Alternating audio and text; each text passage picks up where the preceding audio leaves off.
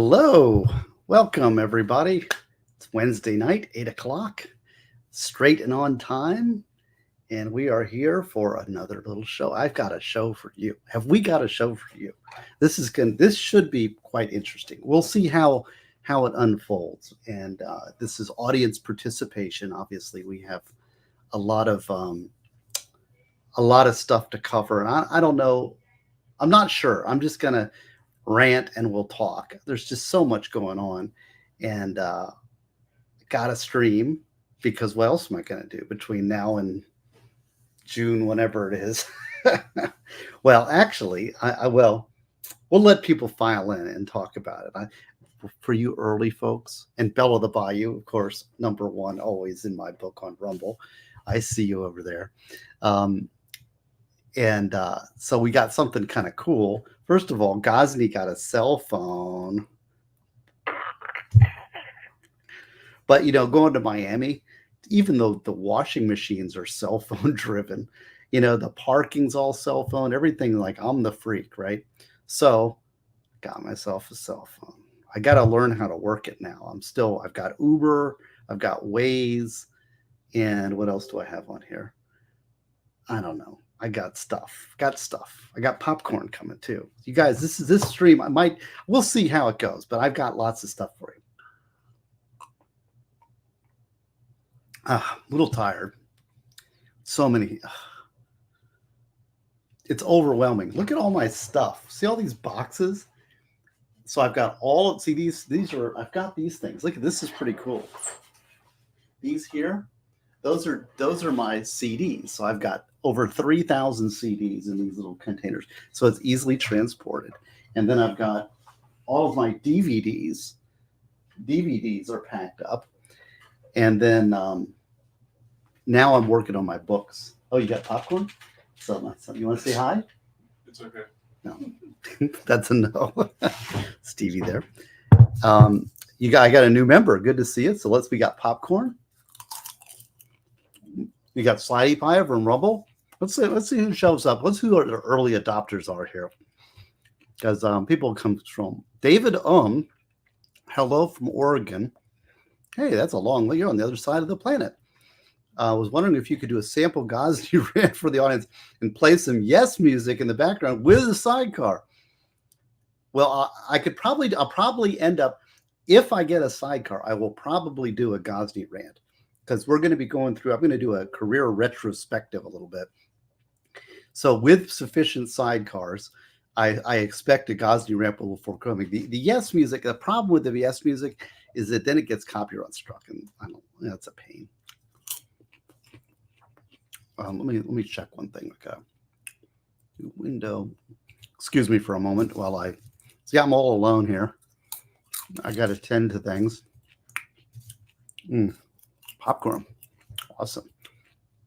Yeah, okay, let's see.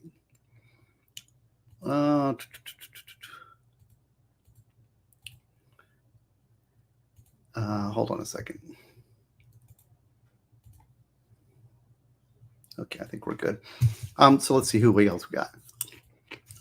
So yes, the $100 sidecar thing is in effect. If you want to get me, and let me tell you, you're going to want some truth serum with Gosney on this stream, because maybe I've noticed that I also get a little foul language as I get drunk.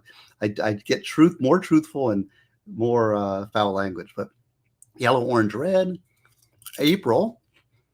Yes, you're right. It's hard saying goodbye. Thank you. Yeah. Let's see here. Yeah, I'm exhausted too. But yeah, 8 p.m. Get your popcorn, get your chocolate, get your drink. Let's talk. Just Dawn is here. AJ, good to see you. David Nelson, all my inspirations. I know I hate phones too. But I got to do it because my new job and the new location is going to be important. So thank you to this person, who shall remain unnamed, for becoming a member. And do become a member. Legendary Racing. He's got the coolest logo I think, out there. See the cow with the race car? That's very cool. Joining the dark side. Well, but they want a defense attorney down there.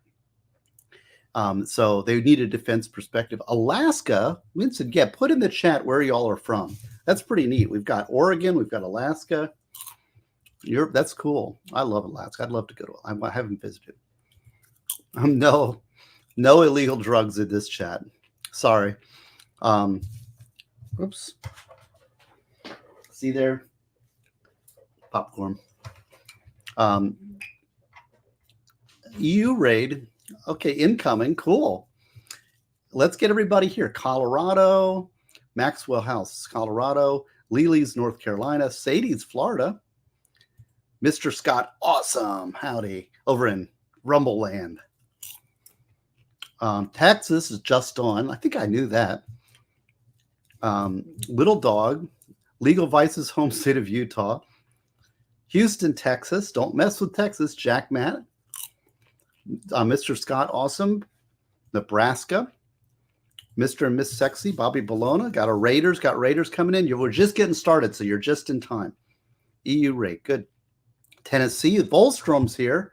Bet Volstrom. This guy is a tower of power, man. He's like taking over. When we had our little thing with the expert in Tennessee, impressive guy, Volstrom. Wisconsin, could have guessed that. Little Rock's here. Good to see you, man. Little Rock. This guy, maybe I can figure something out. We're working on you, Little Rock guy, because I'll be down in South Florida in the old Miami area. Good to see you. New ceiling hats. Oregon. Yes. So what are we doing tonight? Well, aside from celebrating, I got popcorn, I got water, maybe more. The $100 drink deal is on. But what I want to talk about is I want to look back. I'll tell you, I had a little, I guess I could say, a wake-up call, a kind of the reality is starting to hit home that I'm actually leaving my home of 56 years, my entire life I've lived here, and I'm actually closing that door. And my job of 14 years being a public defender, doing appeals and stuff. And I went into work, I guess it was yesterday. I went into work and all my cases have been reassigned, which was kind of shocking. It was kind of, now, of course, I'm appreciative. It's great. It's great. I'm glad that they're excited utterance. Boy, we're getting some good people here. Good to see you. We're putting in the chat where you all are from here. So that was kind of like cold water, like, gee, this is really happening, right? I mean, I'm kind of in a fog. I'm not really good at change. I am good at popcorn. So I thought what I do is, because you can look back, I can get angry or negative. And obviously I want to look forward. I've got a new opportunity and we'll do that. And that's for another time. But I want to talk about just kind of a career retrospective. And I know, and what I thought I'd do is talk about what I've accomplished in those 14 years and intersperse. And one of the reasons I thought about that, I thought it'd be kind of good just for posterity to put all that down. So I can pray on it. I can thank God for the gift that I've been given for a great 14-year career in the public defender's office. And I can talk it all out with y'all and then kind of close that door and move forward. And also as part of that, see, here's the part that you might like. This is all, I'm just talking to the wind, right?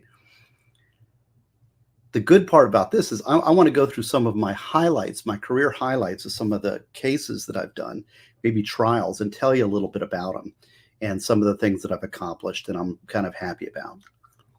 Maybe you'll say, oh, that's stupid. That's not much. Maybe that's one of the reasons I did it. But it'll be kind of cool. I can tell you some war stories and with some real cases.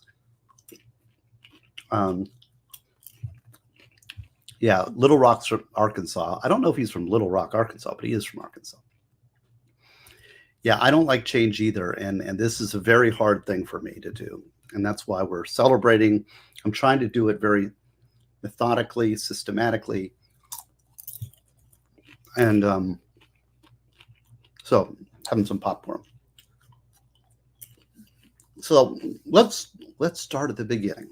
Let's look chronologically. I mean, this is sort of just, it's going to be kind of self-centered stream, I admit. But maybe you can enjoy kind of living through my experience. Hey, there's Nicola. Nicole, this is president of my fan club, by the way. You're braver than you believe, stronger than you seem, smarter than you think. Keep your face in the sunshine. You cannot see a shadow. This is why she's the president. Oh, and I got to tell you more. So one of the things I'm doing to keep occupied is I'm writing some more. I'm writing another book. But it's going to be a little book. It's going to be like, my automatic gardening book, kind of more of a little shorter book. Because I think, little nugget. I'll tell you what it is. Popcorn. I've got these things sitting around. I mean, I write all the time, and I have little collections and little baskets of treasure that I carry around. One of them, and if you've read Prepare, I'd say you should write down ideas. So when you're inspired, I write them on little stickies. I write enough to remind myself what my good idea was. And then when I get in front of my computer, I stick it in my document called Ideas for Writing. And so I have a whole 15, 20 pages of written ideas for writing. And sometimes they turn into blossoming, right? Oh, wow. Oh, you're going to the Firefly viewing. That's cool. I'm moving to Miami. So I stay productive because I don't waste time on frivolity. Okay, I guess that's the first thing. And my mind's kind of active. So this is the thing my wife is saying. I made some dumb decisions a couple days ago, and it's like I need to get my mind focused on something productive. So here's what I have. I also, in addition to ideas for writing, I also collect quotations. So just over time, whenever I see like a really cool quotation by somebody I respect, I'll put it together in like a great quotes document. And just, I just throw it in there and go back and occasionally review it. And sometimes I use it to pepper my briefs. So when you're doing an initial brief, when you're doing an appeal, you drop a little quote in there and it salts it up and makes it interesting for the reader. And this document got to be quite big. I've got a lot of quotes, some biblical, but also historical figures kind of surrounding all the issues that I'm interested in, like truth and politics and law and topics like that. So yes, what I'm doing is I'm doing a book of quotes. It's almost done. Are you surprised? But I want to kind of do it. I'm going to have, mostly it's going to be quotes organized by topics such as truth, politics, law, things like that. And then I'm going to try to give you some citations, exactly where they're from, only from people that I really respect.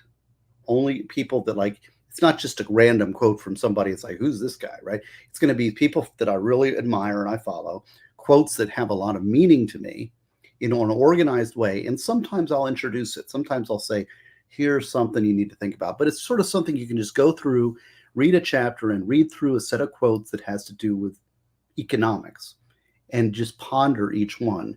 So that's my idea. And it's coming together very quick. It'll probably not occupy me for the time that I have, but that's what I'm working on now.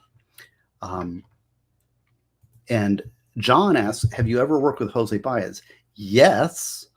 In fact, well, there's two ways I know Jose Baez. The first was in the Casey Anthony trial.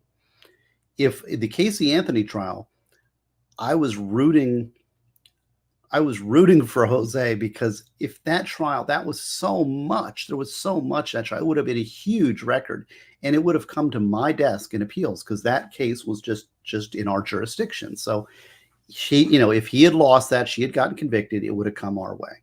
All right. So when he got a not guilty, we were all celebrating. So our office, and it probably would have landed on my desk. So I was very happy that he got a not guilty, just for the selfish reason that I didn't have to do the appeal. That ridiculous. And then the other time is the Virgilio Aguilar Mendez case. Now, my friend Rosemary Peoples is a brilliant defense attorney, best defense attorney I've ever been around, bar none. And she was the lead capital attorney in our office, and she got me involved in the Virgilio case. So I was involved behind the scenes in the strategizing of that case, motion writing, strategizing, and doing a lot of work. It was Rosemary's case. She involved me in the back end. Eventually, I recruited Phil Arroyo, who was doing the civil suit. He used to work with me, and I trained him, the Virgilio case. And Phil got Jose Baez involved. And if you look on my webpage, I'm pointing, but if you look on my webpage, you'll see a picture with me with Jose Baez. We met Virgilio a couple times out at the jail, and I got to meet Jose Baez. And my friend Rosemary is no longer with the public defender's office. She is leaving too, or she left. She is currently at Jose Baez's office. So she went to work with him. So if you want the best trial lawyer ever created, you want Rosemary Peoples in Florida. I think she's also licensed in Georgia. They hired away our best, and respect to Jose Baez for that. I think she's going to work on the there's a case out of Jacksonville involving like a murder for hire plot for some kind of software executive.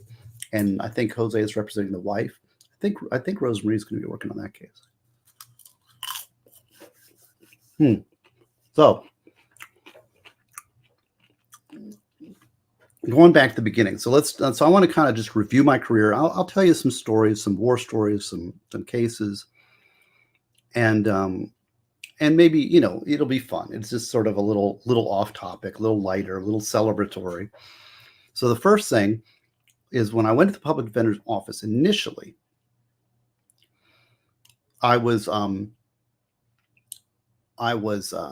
assigned to the felony trial division in Palatka, which is Putnam County, Florida, one of the poorest counties in Florida. And it was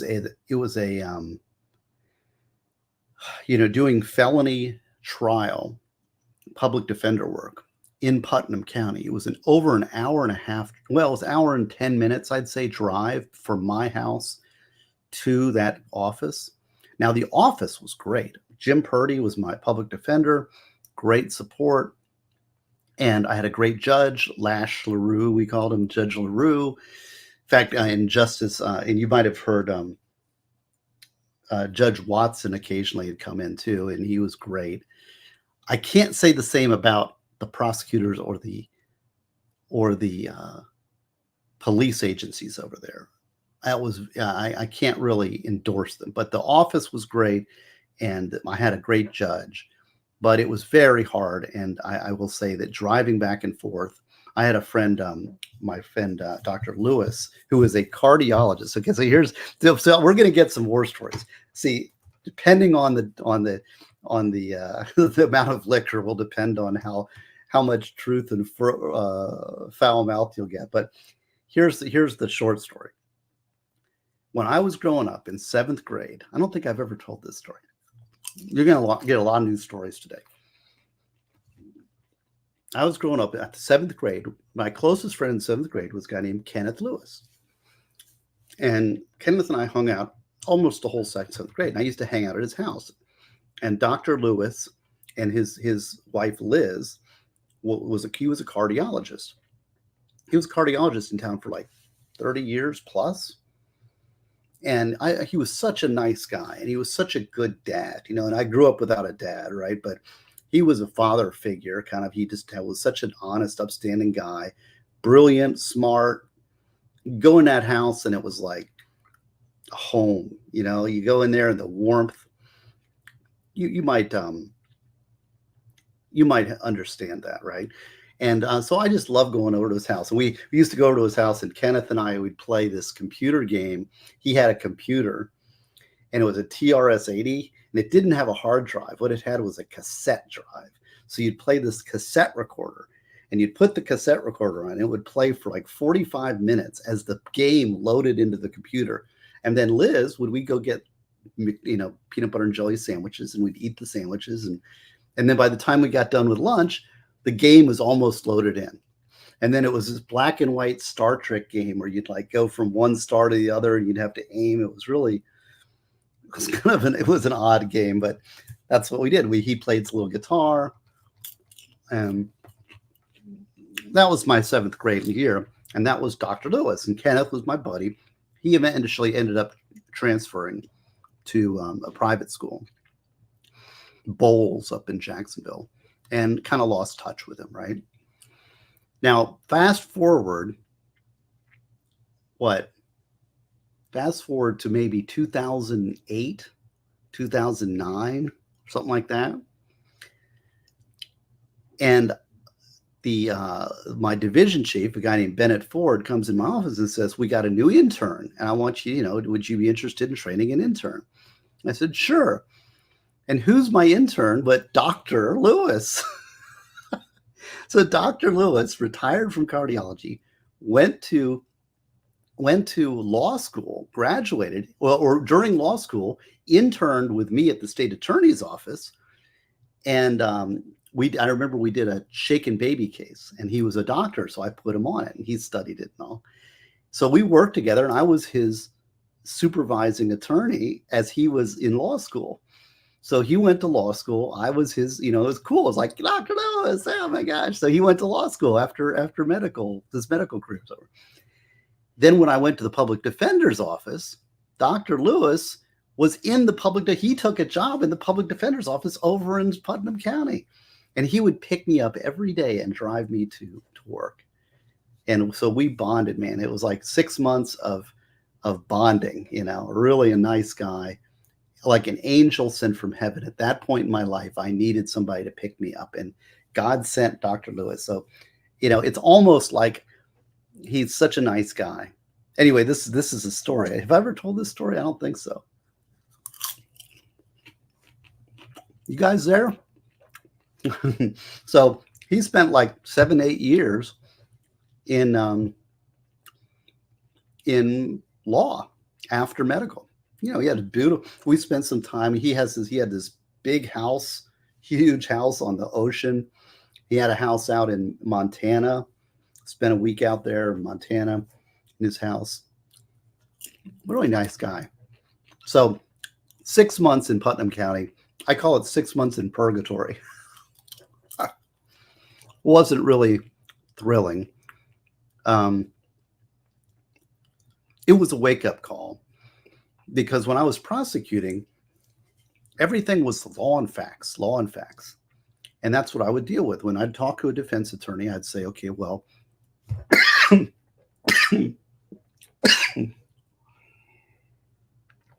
sorry. So, law and facts.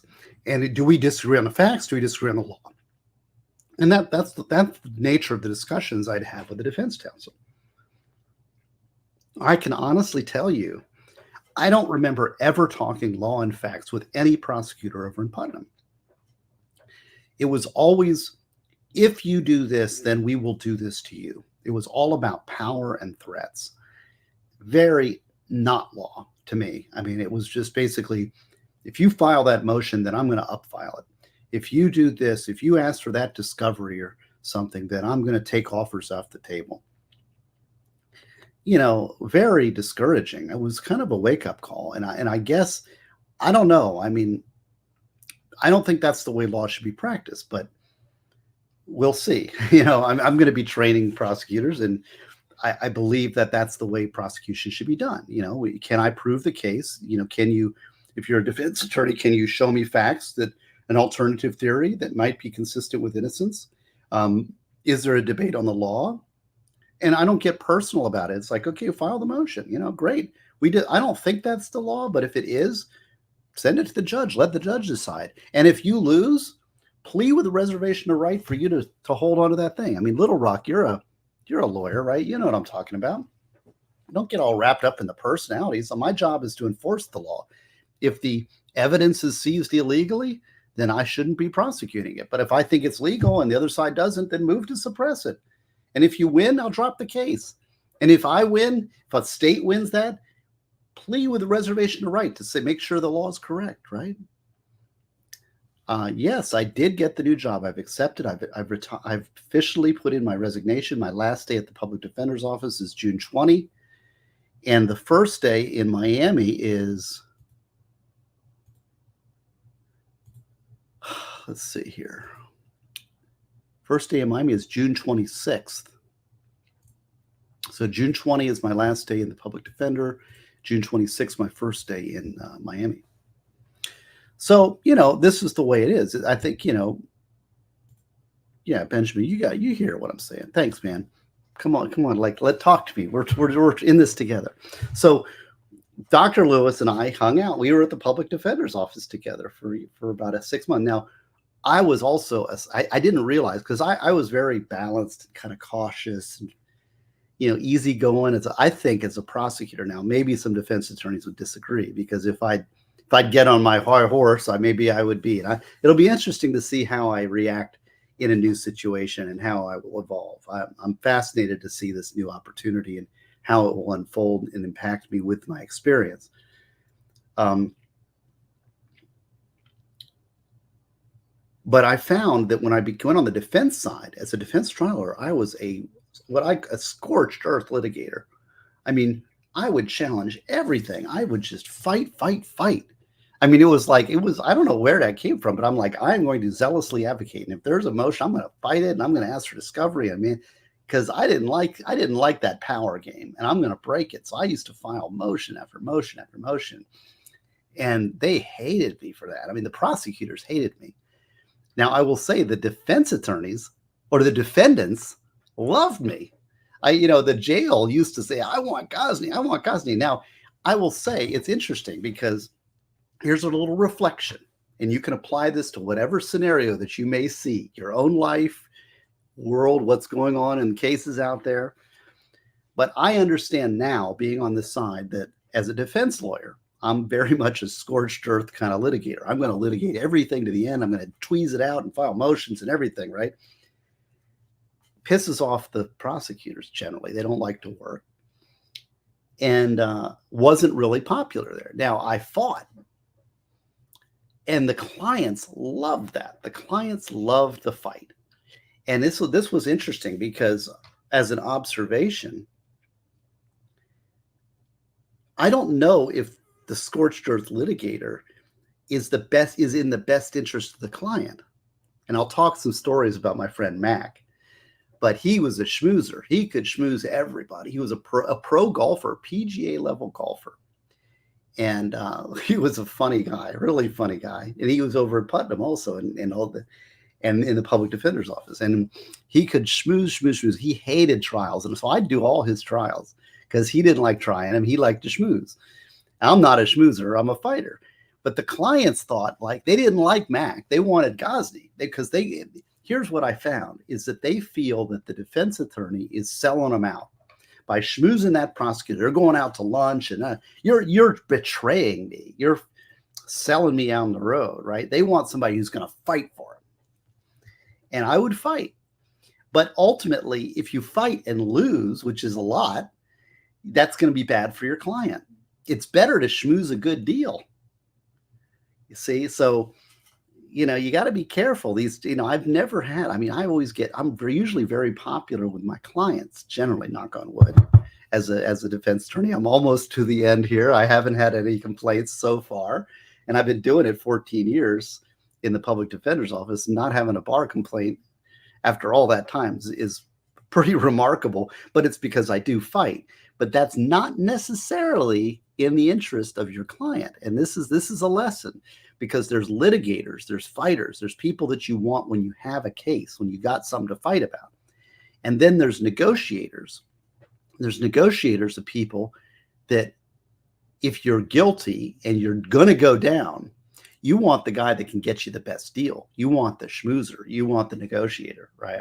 Come on, let's go out. Let's give you the probation and forget about it. Let's go. I can't forget this case, right? don't let me bring in Gosney. Mac would do that because, like, he would always threaten the prosecutors with, like, well, we're trying. It's not going to be me. It's going to be Gosney. So you better settle the case, right? Because he's tough, right? So we play good cop, bad cop with the prosecutor. It was fun. So I don't know. That's a oh, I know why I was going to say that.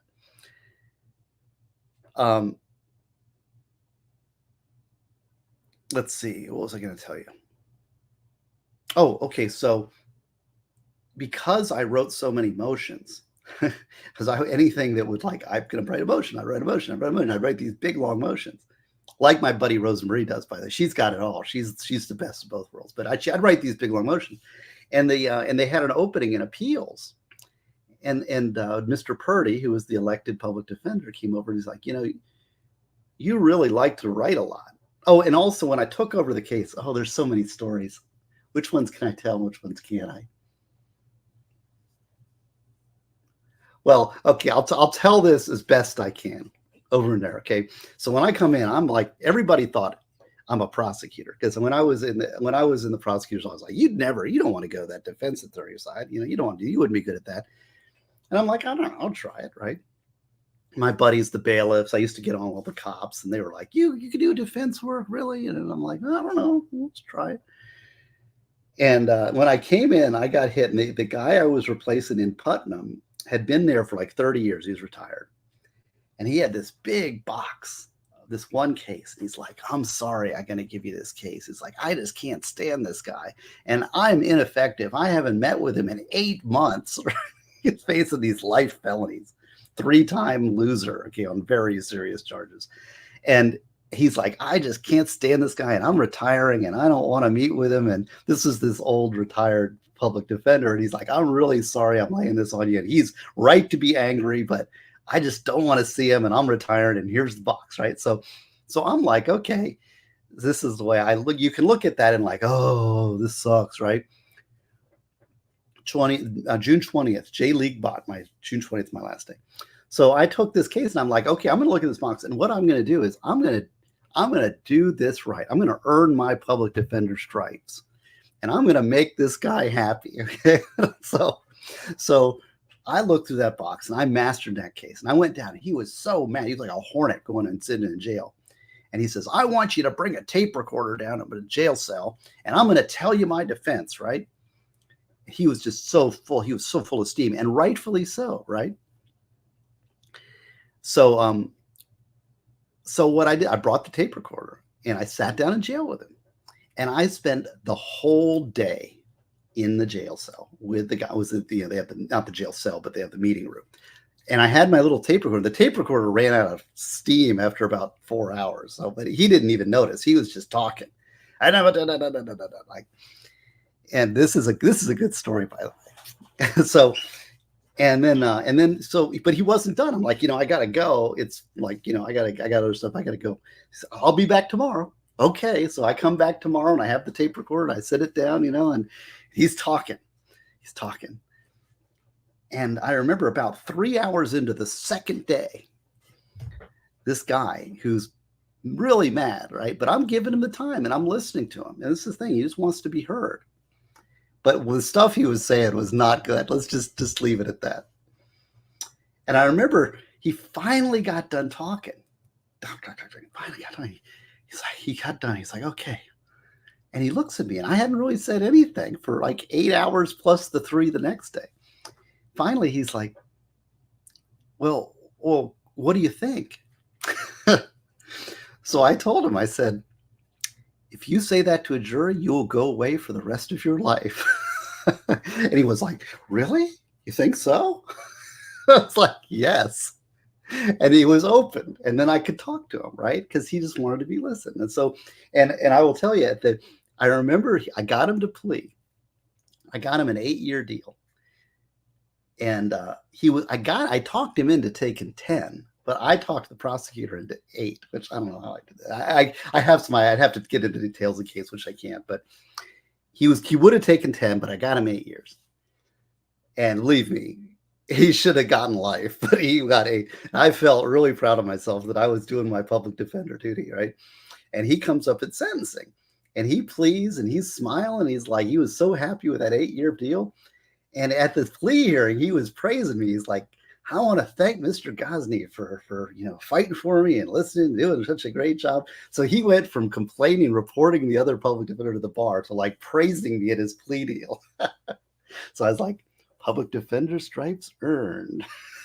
So that's a little diversion. That was one of the stories I have in the trial division. That was a good one. Lots and lots of cases in the public. But anyway, so the public defender, and I was supposed to, because there were all these cases, that the docket was kind of out of control and nobody was really hammering, pushing stuff. And so the judge or Mr. Purdy, the public defender, wanted me to get the caseload down. And so I did. I worked on it. And I worked all my cases and, just put sweat into it and got that docket down. I think it was like a 200 cases or something. These are felony. This is a felony trial docket. It was way too big. I think I got it down to like 120, which is manageable by the time I left. And that was kind of what he wanted me to do. He wanted me to come in and knock those cases out. Yeah, it's a fun story. They're pretty good. There's lots of stories. Today is story time. You're going to hear Gosney stories. I'm going to reminisce on my career. And then I'm going to look forward, right? And Fiery Red, man, that was great. We had a great podcast. We had a very serious, deep, faith-based discussion with Fiery Red last, was that yesterday or day before? Yesterday, right? So then I go and I get sent to the, and so I did the 6 months in purgatory in the trial division in Putnam, and then went to the appellate division. And I will say then I ascended into heaven. That's right. It was like appeals were just it's the first job I've really had that actually fits my personality to the T. And it was like, because what I would always do in my career is lean against my weaknesses. So I left civil litigation because I knew I was weak. I started to fear court and I needed to get rid of that. So I worked into a trial practice, and then, I'm always leaning into my weakness to try to make that stronger. This was a case where I played to my strengths. And so I went into appeals and my reading went way up. People say my writing abilities went way up. You wonder how I write books so fast. And I can read lots. I had one appeal that I had. The largest appeal I've had was, I think, 12,500 page record, which took me 4.5 weeks. And I read through it twice. So that was a massive record. Most capital appeals are about 9,000 pages. So, but you get to, it's not just reading every page. You know what you can read and what you don't need to read. You can sort through it quicker. It's not just reading that much. It's, a good day is 500 pages, but that's going through 500 pages of, if I'm doing testimony, I can read 500 pages of testimony in a day. If I'm really concentrating. So, writers read and readers write. That's the only way to get good at it is just read. So I went to appeals and I came in, and I will tell you, the appellate division in the public defender's office under Mr. Purdy they hired all this bank of attorneys. So when the appellate court was sent to 5th DCA in Daytona, it was set up. And they hired they set up a court, and they hired all these judges, and then they hired this public defender's office. Well, almost everybody in the office had been there over 30 years. They were all in retirement. They were all in drop. So I'm coming in as the young guy who doesn't know anything, surrounded by all these amazing brains that had been doing appeals for 30 years. It was incredible. Everybody was brilliant.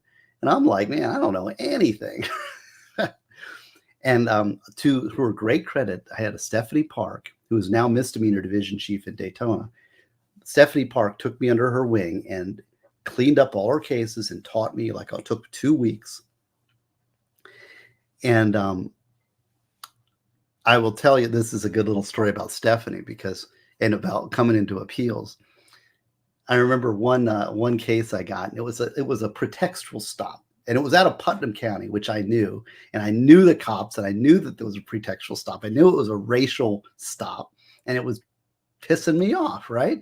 So I'm like, man, pretextual stop. And I was like fired up, and now I'm going to appeal, and I'm going to appeal this, right? And so I start talking, I get it all, I started writing up, and then I come into Stephanie and I say, tell her what I want to do on this case.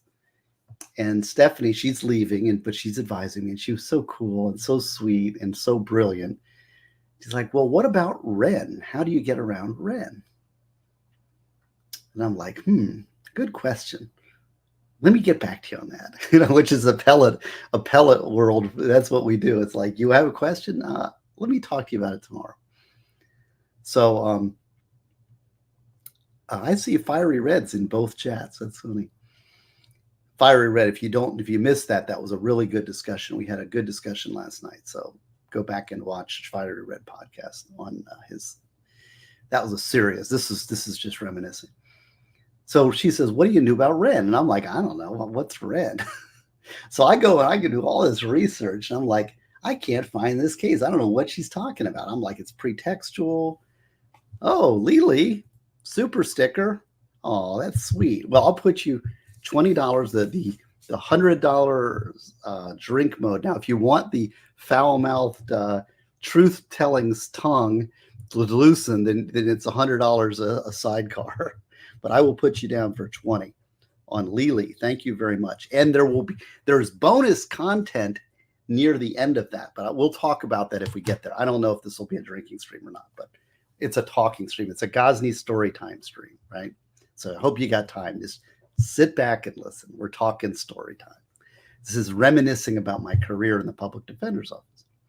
So Stephanie's like, how are you going to get about Ren? And I can't figure out what Ren is. I don't know what Ren is. And I'm like looking around like REN, Ran. I'm looking up what's Ren. So I just hit the wall. I didn't know what she was talking about. So I said, okay. So finally I go back, tail between my legs. Like, what was that? You said Ren? What is that case? Ren, WHRENN. WHRENN. Oh, Ren. Okay, Ren. So then I look it up, and of course now it's like you get to be an appellate lawyer, and it's like, oh yeah, that's a Ren issue, right? But at the time I didn't know any of that stuff, and I'm like, Ren talks about if there's an objective basis for the stop, you can't get into the subjective motives of the cops. So this is a little time to learn. Now got your pencils out, learn your law. So for example, you have a cracked windshield, and the cop stops you, says, well, I'm going to give you a ticket for a cracked windshield. Right? If you got the cracked windshield, you can't get into, well, I'm driving while black, or the cop is a racist, or any of that stuff. The subjective reasons for the stop are not relevant. If the cop had an objectively testable reason for the stop, it's a good stop. All right. So that's what Ren is. And I couldn't argue my thing. Couldn't get around Ren. It's a U.S. Supreme Court case, right? Volstrom, I need the recipe for the sidecar and what made that your favorite drink. Okay, that's a good question. I can answer that. The sidecar recipe is actually in, let me show you. Death Penalty Desired, free on Amazon Kindle Prime. If you go to the chapter on the conference,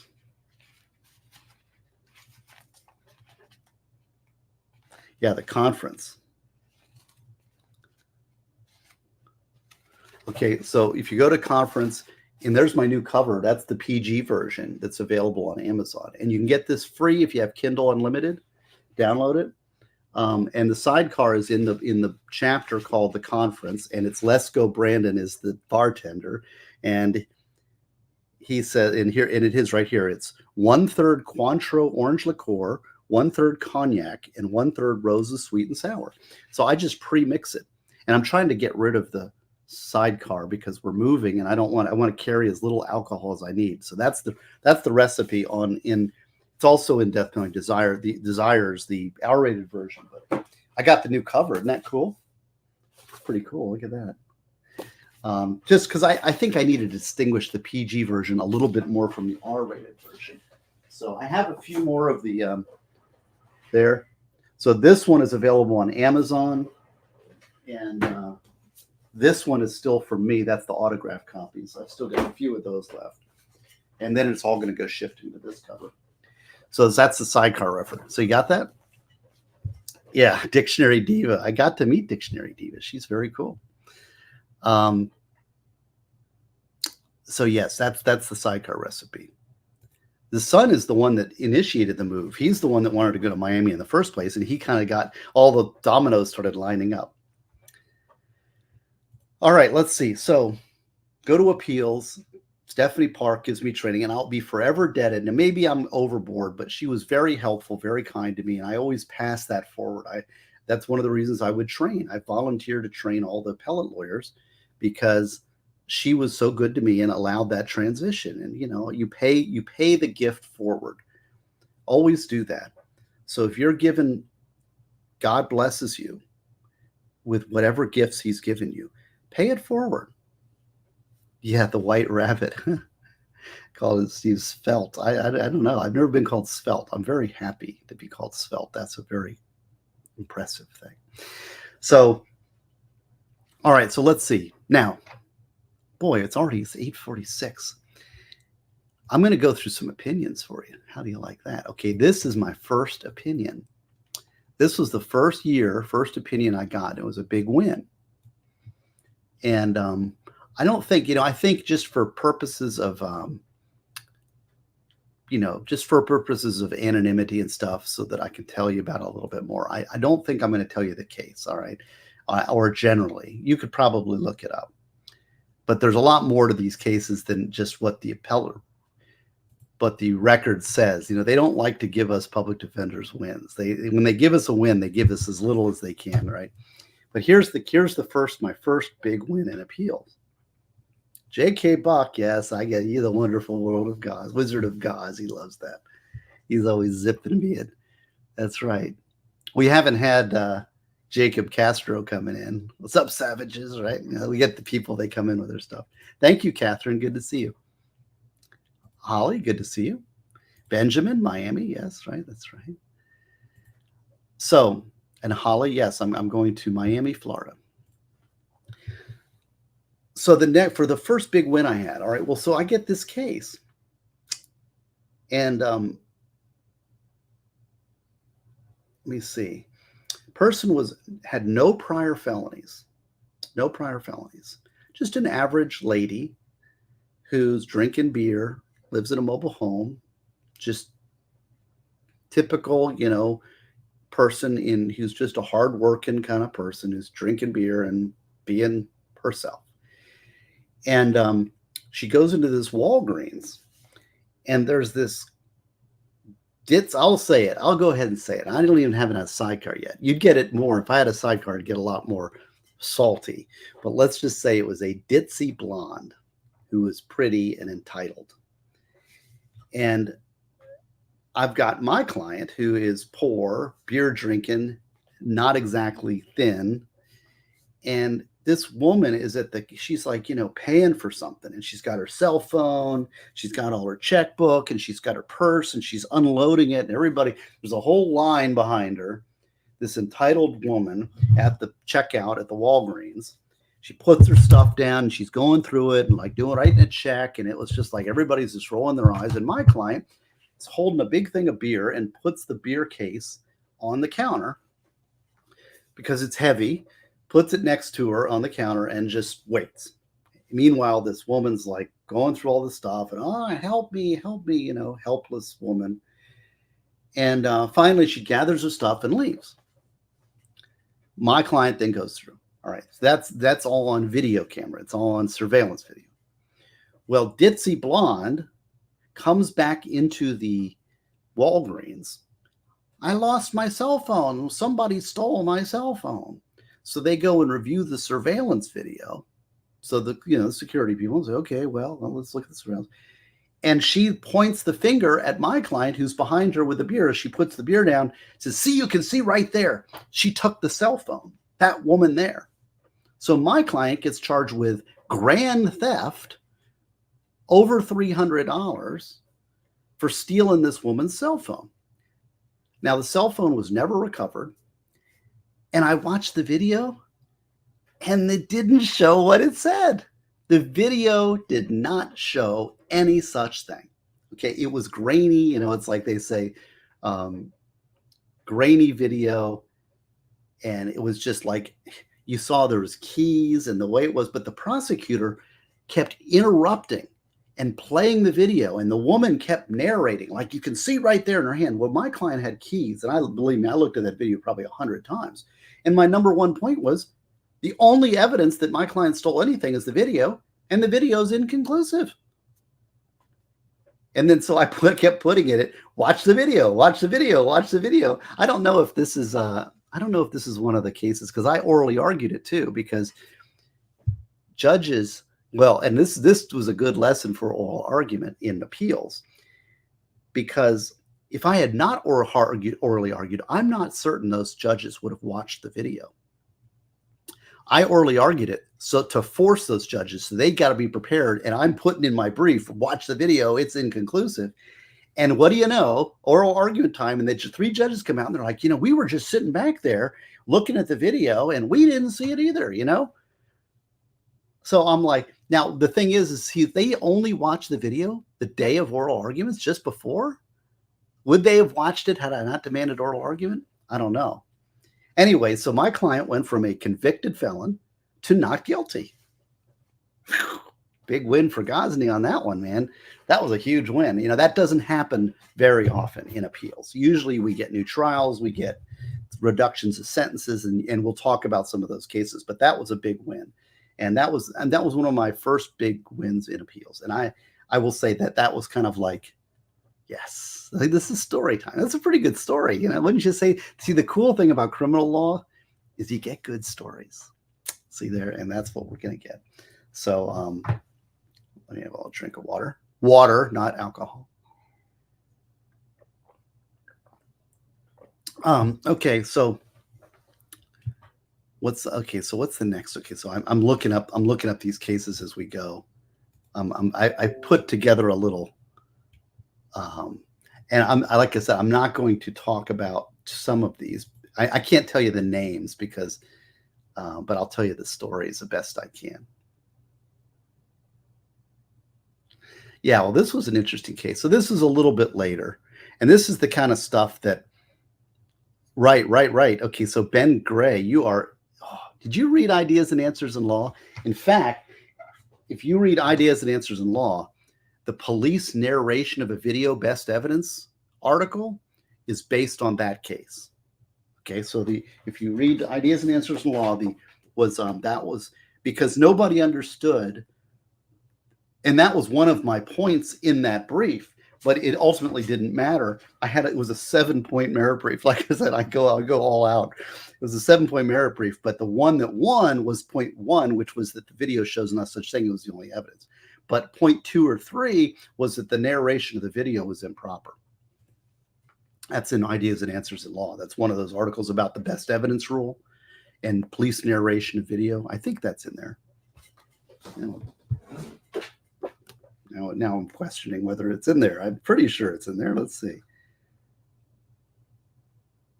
Police narration of a video, 115. Yeah. So it's in Ideas and Answers in Law. This is how this writing stuff occurs, right? Here's another case, and this is sort of a case that we had. Well, see, I don't know if that's so sexy, but this gives you an idea. Like, this was a win for me. This was a big win for me, but it's not something that you might perceive as a win. But what we had was a guy exercised his right to a jury trial, right? So he was offered a deal. He says, no, I want a jury trial. He went to trial and lost. Okay. Then at sentencing, the defense attorney asks for a downward departure, says, well, he wants a downward departure. And I will read you exactly what the judge said to him in relation to that. The judge said, quote, I'll tell you right now, the court is not going to downward depart. And then the defense attorney says, thank you, Your Honor. As I was stating, we're making, and then the court interrupts, says, I just don't want you to waste your breath. I'm not going to downward depart. The jury found him guilty, And when a jury finds the defendant guilty, I don't downward depart. A jury came here. We impaneled a jury to consider the facts of the case. And that jury, I would be showing the jury such disrespect by not considering their views of the facts. So I'm not going to downward depart on this. Anything else? Now, there's a case called Cromarty, and there's a number of other cases that basically say a policy like that. And there's a number of cases that they can't just refuse. They're really, legally, there should be no penalty for trying a case. You have a right to a jury trial. You have a right to put the state to its proof. And so you demanding your rights should not be subject to vindictive punishment by the judge. Now, sadly, I will say there is a trial penalty in most courts. In the case, I had Judge Hammond for a lot of my cases in Flagler when I was prosecuting, and he would give the same sentence whether somebody tried it or not. He would follow the guidelines, and that was it. And if you had aggravators, he'd listen. If you had mitigators, he'd listen. But basically, he was a guidelines kind of guy. And he didn't have a trial penalty.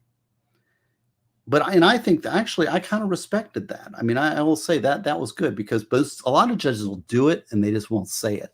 This judge said it on the record and he got reversed. So we got a new sentencing before a different judge, which is a win for now. Whether or not in appeals, I don't know whether he won or not because it went back for sentencing. He probably got the same thing, but it was a win for the appeals. Let's see. Oh, this one's good too. Okay, there's another case. Here's another one. This was before that one. This is another big win. Do you mind if I tell these stories? Are you guys bored? How many people are watching here? I don't know. This is just Gosney story time. I'm reminiscing about my time in the public defender's office and telling some more stories. Because I'm going to close that door and I'm going to start looking forward. So I thought it'd be a good time to kind of tell you some good stories, right?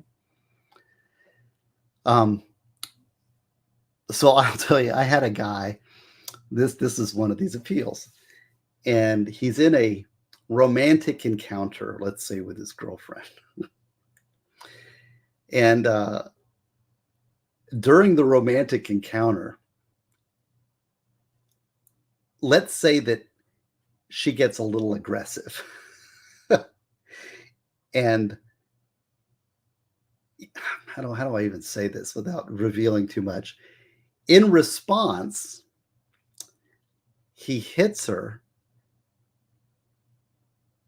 Or no, I think, he hits her and bites her. Hit a slap and a bite. Let me tell you, if a woman was doing what this woman was doing to the man, I'm against hitting women.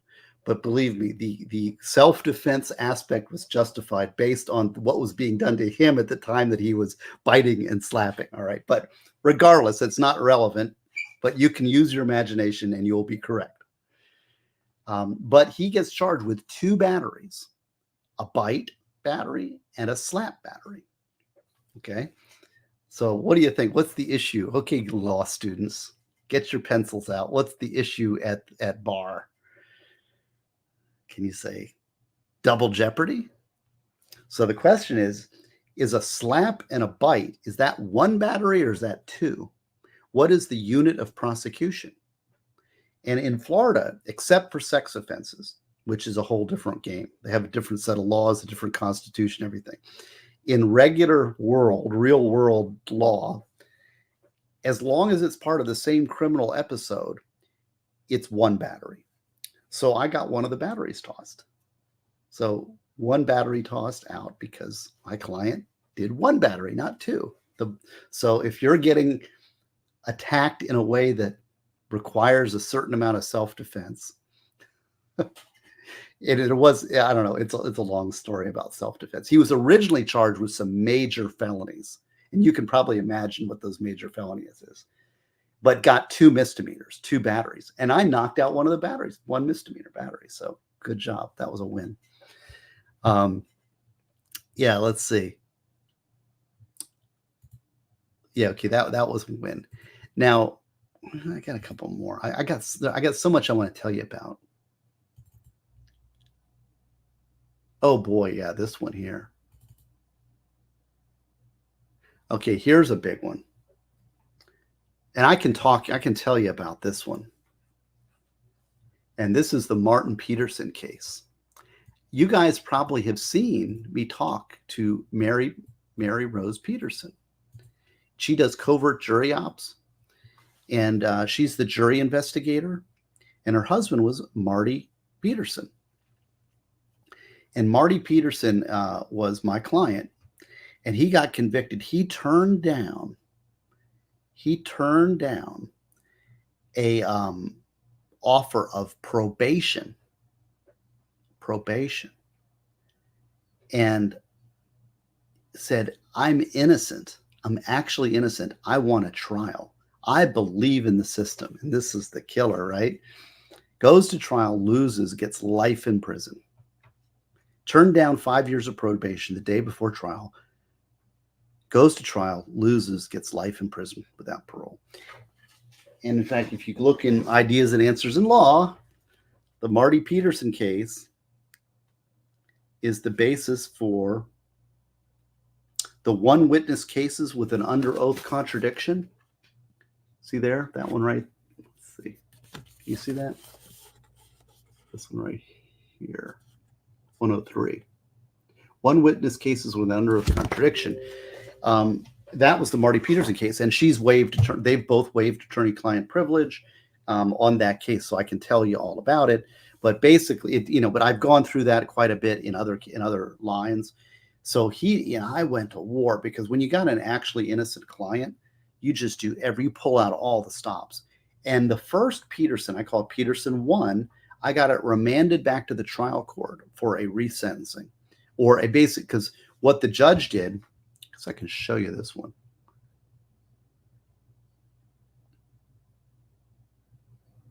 Okay, yeah. So here's what the jury, so on the motion for new trial, the court said the amended motion having to do with reweighing the credibility of the victim witness, the amended motion is going to be denied. Defense, as to argument 1, the first argument presented, yes, okay. With regard to conflicts in the testimony and the credibility of the victim witness, I'm not going there. That was for the jury to decide, and they decided those issues. So the judge said, I'm not going to question the jury. The jury made that decision. But in this position, in the procedural stance that it was at, the judge had the duty to reweigh the evidence as another juror. And he didn't know that. So it got sent back down to re-argue that before the judge. I actually went and argued it over in county was that? I think it was Hernando County. I actually got special permission because it was a very complex argument, and I didn't have confidence in the defense attorney. So we got to re-argue it. So I won that when it got re-argued. I also argued because the only evidence against my client, Marty, was one witness who made material different. She made diametrically opposed arguments under oath on elements of the crime. And there was no physical evidence. There was no evidence other than the statements of this person. And she made under oath contradictions. That's the basis of the article. And I really feel strongly that I should have won that on appeal, but we lost. Life in prison stood. But meanwhile, Mary was in the background doing the jury investigations and found all kinds of corruption with the jury, and he eventually got a chance to go before the judge and plea out to time served, which was about 5 years. But if you can go back and look at Mary Peterson and jury investigations, and we talk a lot about that. I've interviewed her a couple times. She's really cool. Let me see here. Can't fund a drink of the next hour. Well, you're not going to get the salty version without the drink funding, but it's okay. It doesn't matter. If we don't drink, it doesn't happen. Yes. Eye-opening. Yeah, you remember that case, right, KT? You remember listening to Mary Rose?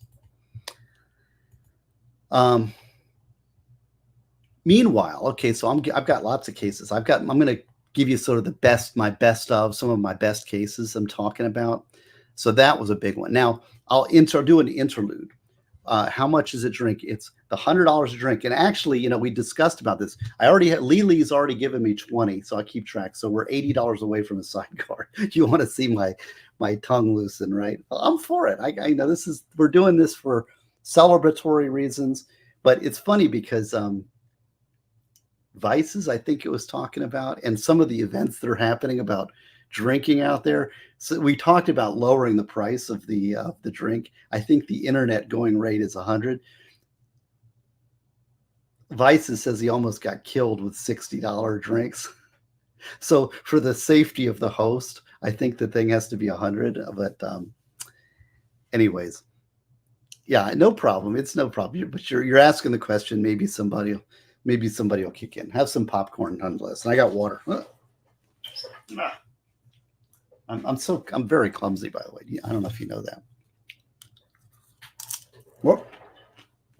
Yeah, dropped another one. Okay. Meanwhile, when I left the state attorney's office, I looked around. I'm like, what are my job prospects? And I looked at myself, and I've got, my degree's from Washington and Lee, which is a top 20 law school at the time. It's a great school. I think it's one of the best law schools in the country. I will say, not even these big schools that have big reputations. I mean, Washington and Lee, if I could go to any law school in the country, it was Washington and Lee. That's my number one choice overall. And yeah, it was the best educational experience of my life. I met all my closest friends. Great education. Every class was excellent. Great teaching. Hey, Ellie, good to see you. Good for people. You want the dirty versions, right? Well, you got to crowdfund. That's right. Slidey pie. Okay. Today is celebratory. We're talking, we're just scratching the surface. You got time. We got time to come scrape together some money for a drink. All right. So when I looked at my thing, I've got a good, it's retirement, MLS. It's not a retirement. I'm going to start a whole new adventure, a whole new career.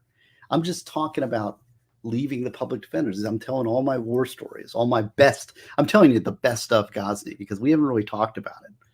We haven't really talked about these cases, and I want to share it with you. And then I can close the door and look behind, and then I'll put on my prosecutor hat and change my whole makeup and although really not. I mean, they want my defense perspective, but it's a different role. I won't be the scorched earth litigator that I am now. I will be I will say the things that I do, right?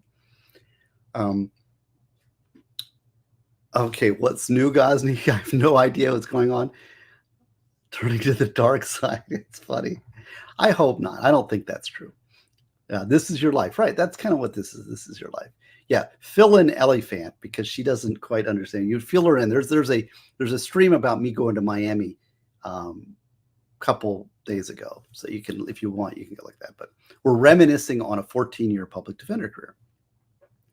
So one of the things when I looked around, I was like, what is my employability? I said, I got a good degree, but I'm just another lawyer. So I said, well, what I want to do is I think I need to set myself apart from other lawyers. How am I going to do that? Well, there's board certification and there's having an additional degree, an advanced degree. So I was like, okay, well, then I'll pursue those things. Okay. And C. Goody's got a very good question. And I'm answering all this. See, without, you should be super chatting, but if I was, what was it? Bronco'd be on here like $10 super chat. But y'all are my friends and we're having fun and we're celebrating. So, this is a good question. Why not practice for it? Why? I was in private practice for 6 years before criminal law. So I did 6 years of civil litigation. And I will say, I'm just not, I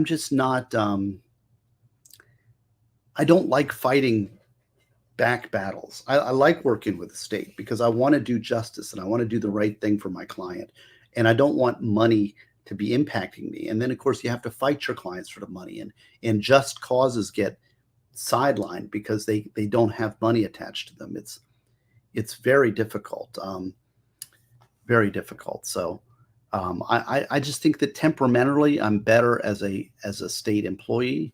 I'm just being honest with you. I know there's money in the private practice, but who knows what God will have in store for me.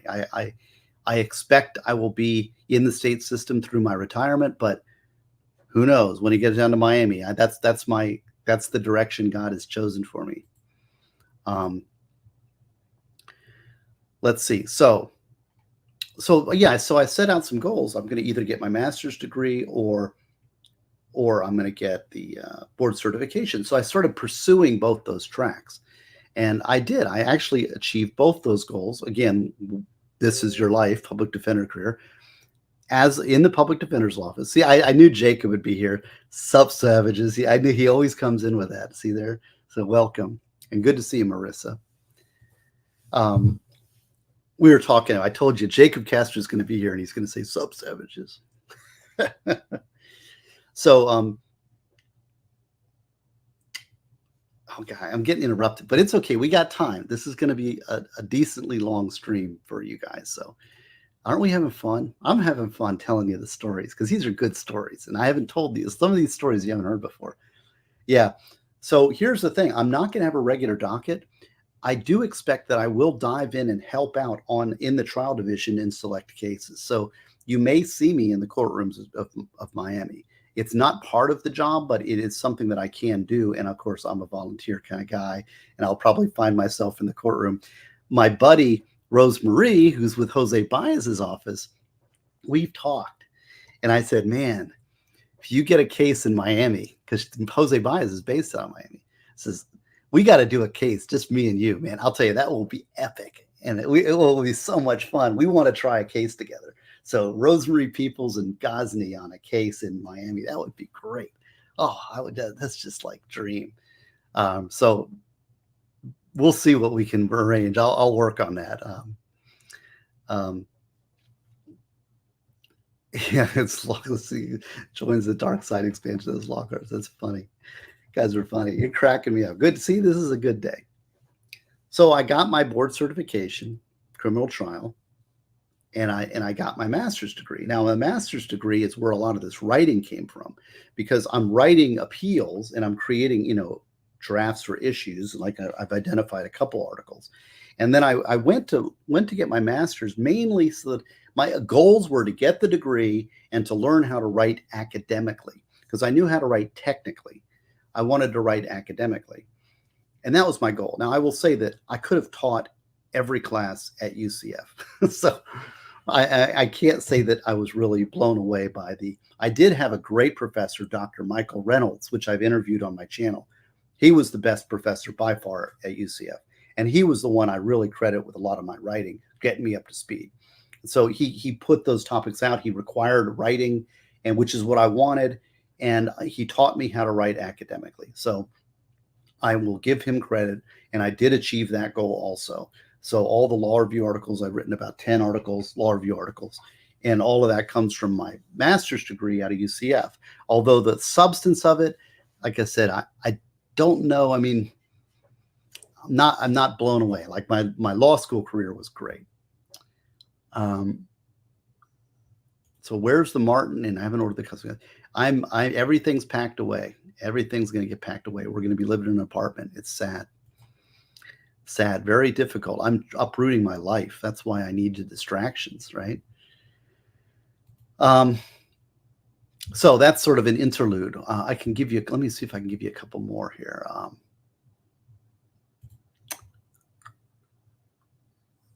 me see here. Well, now we're getting a little more recent. Okay, so yeah, that's a good interlude.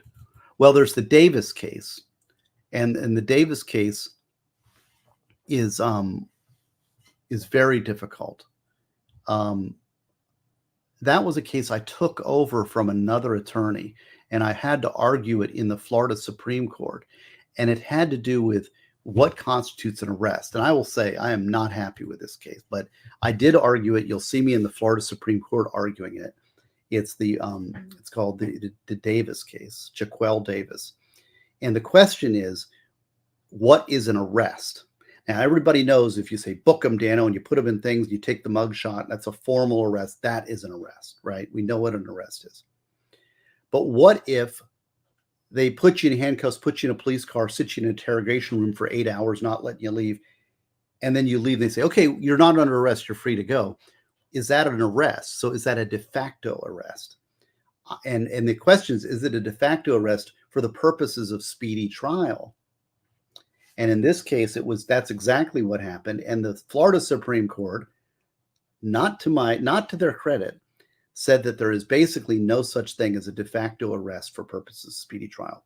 So the police can control it by playing games, as far as I'm concerned. They can, okay, we have a de facto arrest. There's no such thing. We never took your mugshot and your fingerprints. We never booked you, so we can detain you indefinitely.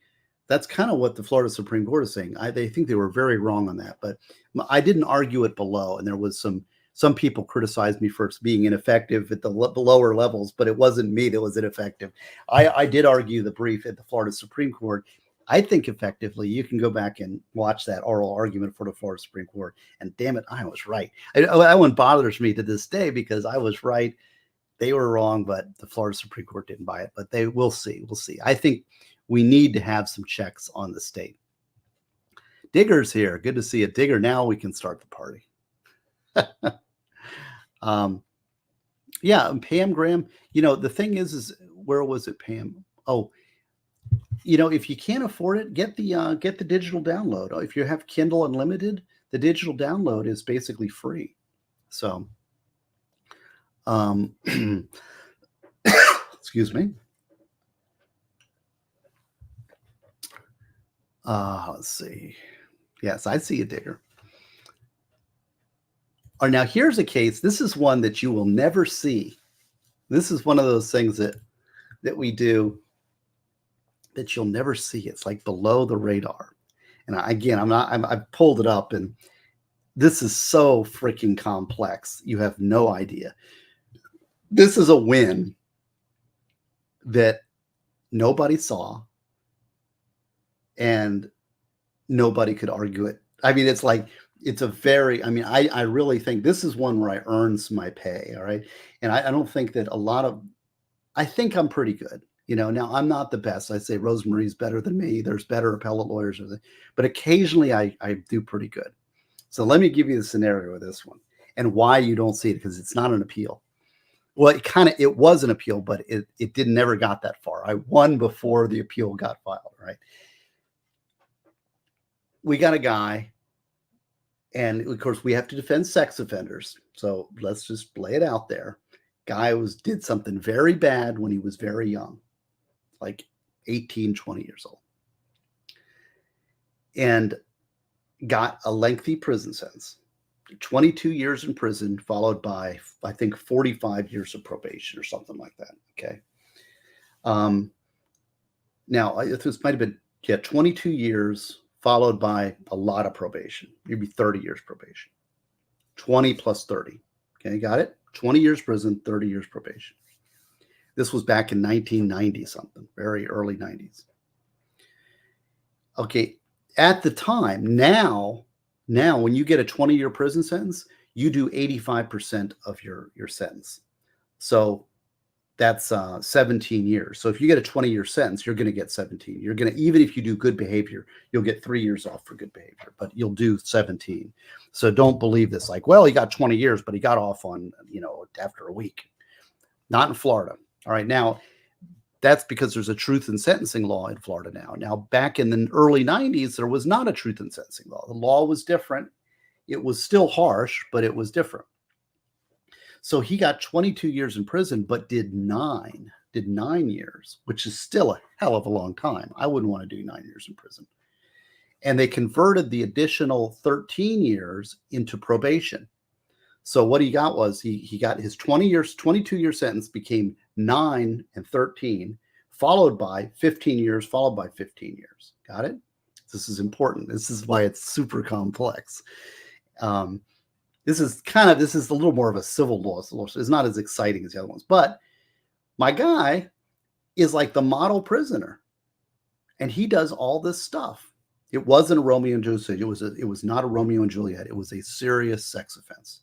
Okay, let's just recognize that it was not good. But this guy really went through the treatment and really came out, became a Christian, was very upfront. If you talk to him, it's very unusual to talk to this guy, because he's very much like, what I did was so wrong, and very, I mean, he's been through a lot of treatment, a lot of counseling, and very much reformed, right? And yes, Slidey Pie. Slidey Pie is reading Death Penalty Desire. So you could, if you don't want to order the book, you can go listen to Slidey Pie read it over in Rumble. That's right. Good job. Didn't think of that, but she's right. So so my guy, he does this, and then not only does he reform himself, he then becomes a counselor for other sex offenders and starts counseling them, like, you know, to find God and to turn away, and he starts really saving people's lives and turning them around post jail, post prison, to when they get out, trying to like protect them. And he really becomes this model prisoner, really quite a thing. And I mean, of all of, you know, my clients, you get ones that reform and ones don't. And he really reformed. All right. So much so that he gets off, he's on this probation. He has no violations. And it's very hard to have no violations in sex offender registries. You're going to get nailed. I'm telling you, it's designed for them to fail. But he gets out, he starts working, he marries.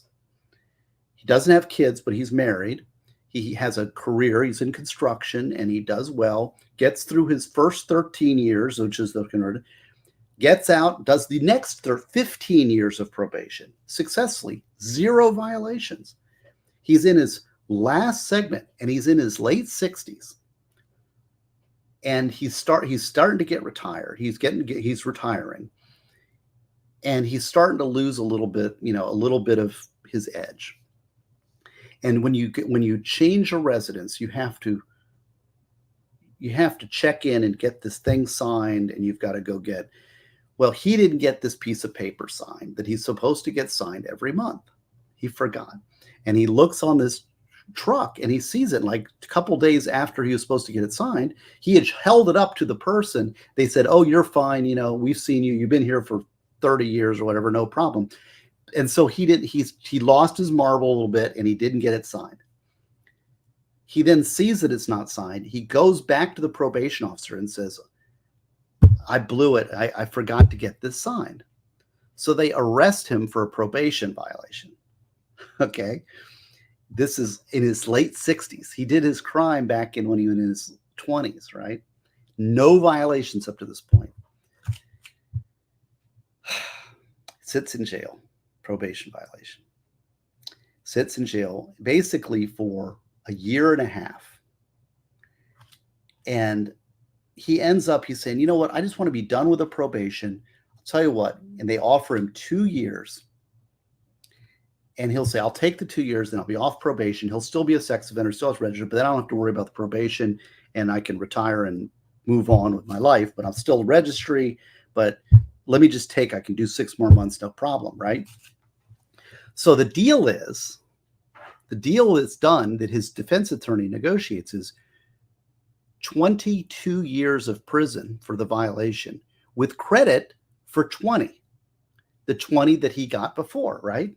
He got the 20 years until he gets the 20 years credit. And so he does an additional 2 to 22 years with the credit for 20. Got it? This is complicated. He shows up in prison and they say, "Oh, well, I see that you've got credit for 20, but you've only done 9. You don't get 2 years. You only have 6 months to go." No. You have 13 years to serve, which is basically a life sentence. So then he goes back to the trial court and tries to undo the deal. Oh, King Bob. King Bob is here, coming in hot, $10. Okay, so we're 30. Couldn't get a condo for Daytona next week, so won't be going. Oh, man. So here's some to help pay for part of the pizza. Good to see you, King Bob. Yeah, that's a shame.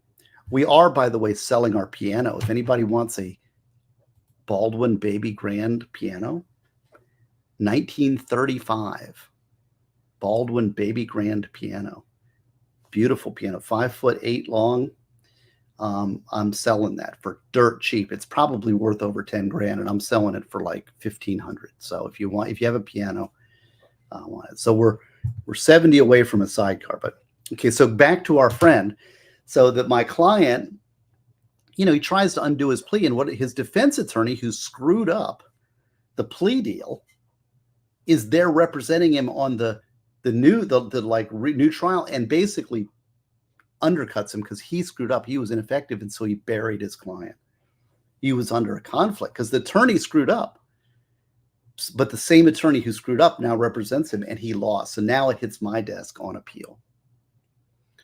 And the guy's facing 13 years more in prison when he negotiated for 6 more months. How about that one? Well, I gotta say, I like the guy. He was a nice guy, and it's odd being around somebody who's been through the amount of treatment and what he was, but he really, I mean, I gotta say, thumbs up to him. He had really turned his life around and was very honest. I'm just telling you, I know that these are the least popular people on earth, but you get different varieties of offenders, and some of them you like and some of you don't. And this guy I thought was okay. And I don't forgive, that God is to forgive. It's not my job to forgive him for what he did to that other person, the girl that was young. But ultimately, I don't know. It's a life. So I found a technicality. I went back to the old book from 1990, found the statute that he was sentenced under, and found that the maximum that he could get sentenced was 9 years under the old statute. So I had to go and relearn the old statute that nobody uses for back in 1990, relearn how the sentencing worked in 1990, and found that they had miscalculated. They used a new score sheet. They should have used an old score sheet, and this old score sheet gave him 9 years, which was basically time served. So I got it. I argued it down, and it was in Brevard County, went down again, argued. It was so complex. Nobody understood it. Very good Judge Roberts down there, and got the guy time served. So he got out and he's free. And so God bless.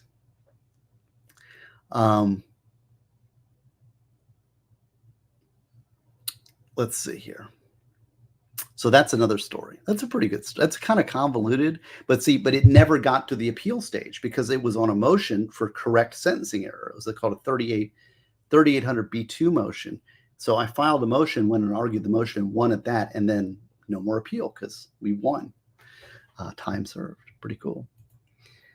That was that one. I've got it. It was a very complex motion, I must say, not easy. Let's see. Do you like these stories? Are these worth listening to? I don't know. You guys listening? You want to hear more? Thank you, Fast Group. Good to see you.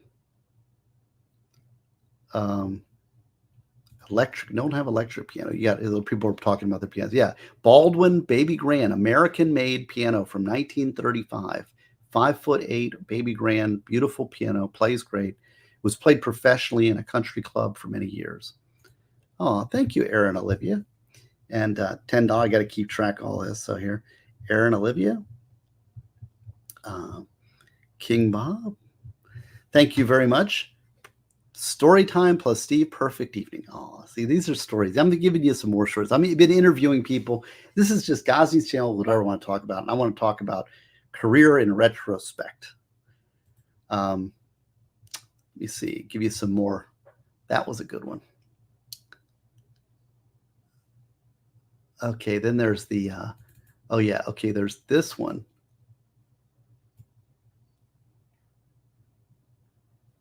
Let me see how much I can tell you about this one.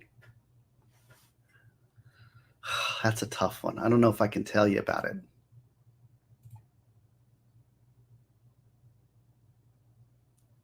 Oh yeah, AJ. She knows. See, AJ, we went out to dinner, AJ and I, over in Orlando, and her beautiful husband, good studly man husband, like made me look like wimpy guy. And yeah, we had sushi and plum wine. That was fun, wasn't it fun? You want to hear more sad stories about guys who got time they shouldn't have? I don't know. Okay, let me see how I can thread this needle. I also do trials, okay? And this is the thing. I volunteered to do trials. We have, I really do appeals. That's my main job. But I love helping out the trial division. And so, like I said, my buddy Mac, he was a lot of my trials. Is he would get these cases, and he hated trials. And I love trials. I hate the drudge work of carrying a docket. I like to parachute in and have the fun in the trial, right? So I'll let Mac pick the jury because he's got a better sense, and I get to do all the evidence presentation and the closings, which I love closings and telling the stories. Trials are like telling a story. So you tell a story to a jury and you say, "Here's what happened." It's great fun. And but I would also do cases like death penalty desired there's a framework of a trial that was one that I did that was a very difficult trial that my buddy Rosemary Peoples got involved in, and she got me hooked in because she and I are buddies, and we would do our dance together and complement each other. So I'd second share her cases with her, and other cases that I'd second share. Like we had one case, I'll tell you this case a little out of order. Betty and I. And Betty was she was an older lady, but she just got promoted to felony. And it was her first felony trial. And it was a attempted first degree murder firearm case. And MLS, this one's for you because you'll like this story. MLS says, so it's an attempted first degree murder firearm case, which carries a minimum mandatory life. All right. So I think maybe it's 25 years, minimum. And the state was offering 22. All right. And they thought they had our client dead to rights. Now, the client was an old bricklayer, broken down bricklayer, and had a tough life, hard working, blue collar guy. And his son shot him he shot his son in the stomach. Son lived. And but the father shot the son, and the son lived. One time in the stomach with a 9mm. Let's see, how can I dance around this and tell you what happens? So I second shared this case, and I tell you, it was a great closing argument. It was it was one of my best closing arguments I've ever done, and I argued to that jury, and that jury was great. I love juries, and they were like really intent. And they were looking at me. I mean, MLS, you've done jury trials, like when they're leaning forward in their chair and they're listening to you. And it was like this guy's life was at stake. And he'd been in jail 2.5 years on this case, no prior record. And we argued and argued. Now, if you get manslaughter, there's no minimum mandatory, right? In Florida. Now, so murder charge, attempted murder, minimum mandatory 25 years in prison, which is a life sentence for this guy. He was an old retired guy. He had been over. But manslaughter is our lesser we're going for because it doesn't have a minimum. And so the argument was self-defense. It was a self-defense case. And then we said, but if you don't believe self-defense, it's at best attempted manslaughter. Came back, attempted manslaughter. Right. And so it was a great win. And the judge ends up giving the guy 3 years of credit for 2.5. So 6 more months that he was out. Great victory. And that was a big trial. That was a big trial win that I had. I pretty much did the whole case. Betty, my person, she just retired. Actually, she did the client. The client testified, and she handled that, and I handled everything else. We had an expert in there, not the expert, an expert on guns who did a great job on self-defense. And so that was a big victory. But that was one I volunteered for, and it helped out Betty because it was her first jury trial. We divided up the duties. And so MLS, you'll appreciate this. So after I get done with this closing, the jury comes out and they chase me down. I'm leaving the courthouse and the jury chases me down, and the what do you call it? The jury foreman was there. He's like, "Hey, we can talk to you, right? Right?" And I was like, "Yeah, talk to me. Come on," because I can't approach them; they can approach me. So they're like, tell me what really happened. So I gave them all the inside scoop that we couldn't tell them. We knew it. It was so cool. It was like. And actually, I got friendly with the jury foreman. I corresponded for a couple of weeks after that. We talked, swapped stories, and it was neat getting to talk to the jury and hear how things affected. Boy, that was great. That's such a gift to it. If you're ever on a jury, after it's over, they can't approach you, but you can approach them. So if you want to talk to the lawyers, you can call them, at least in Florida. Yeah. Yeah, that was fun. That was a fun one. Let's see. Oh, and then on some other trials. So this appeal is related to this trial. So my buddy Regina and I are about as opposite. When I was the prosecutor, Regina was the public defender, one of the public defenders on the other side. It was Rich and Regina. And Regina is she's crazy. I mean, she's like emotional, and she gets like, wow, I might have interviewed Regina back on my Rumble channel if you go way back when I was interviewing everybody, right? And she's great. And she has beaten me more as a prosecutor. She was the number one. I think she had 4 wins against me, which was unusual. And we were but she's great. She's great in front of a jury. She's technically terrible, but she's emotionally appealing. And she's like, I call it the chaos theory. She throws up so much sand and chaos in the thing. It's like crazy. And it's hard for me to deal with because like I like to have everything organized, like put all these things in a row. And then she's like, it's like crazy. And the jury's all confused, like, what's going on? I'm like, no, stay focused. She's over there, cousin. It's fun. So, and so we always had fun. We had a good relationship, but we were just very opposite. Of course, we tried a lot of cases together, but she, of all the defense attorneys, she actually won the most. And so when I came to the public defender's office, I was like, Regina, we got to try a case together sometime, right? So that's what we did. We look, and she calls me up on this case, and she really needed a buffer between the client because the client needed buffering. And so we did actually 2 jury. I did 2 jury trials. There was actually 3 jury trials. But the first one was a mistrial. The second one was a guilty verdict. And then I appealed it. I got a reversal on appeal and a 3rd jury trial. Now, I got to say, I tried very hard not to have a 3rd trial, but it ended up in a 3rd trial. But I won so I did 2 jury trials and an appeal and won the appeal on the issue. And I was telling the judge was my buddy Dennis Craig. He was a great judge, knows criminal law. I used to prosecute with him in the office. He would try all these cases. He tried so many cases. He loved jury trials, still loves it. As a judge, he'd force jury trials. And he knows criminal law. And he was trying to bring in this evidence. And I kept telling him, no, that's wrong. You can't do that, Judge. That's wrong. You're over the line. And he's like, well, you kind of very pro-prosecution, Judge. And so he's like, oh, I think I'm going to let it in. And he tried to write this order to protect it. And I actually came back and did a federalize it. And I came back, tried a second bite at the apple, which you usually don't do. But I'm like, you're wrong. And I'm going to win on appeal. So I gave him a second chance and he still denied me. And then I got him reversed on appeal. And it's funny because every time I see him, he's still like, that case. I still think, he's like, it bothers him that I beat him on appeal. But I said, I warned you, man. I told you twice. He didn't listen to me. You just got to listen to Gosney, right? So, yeah. Anyway, so what are we talking about?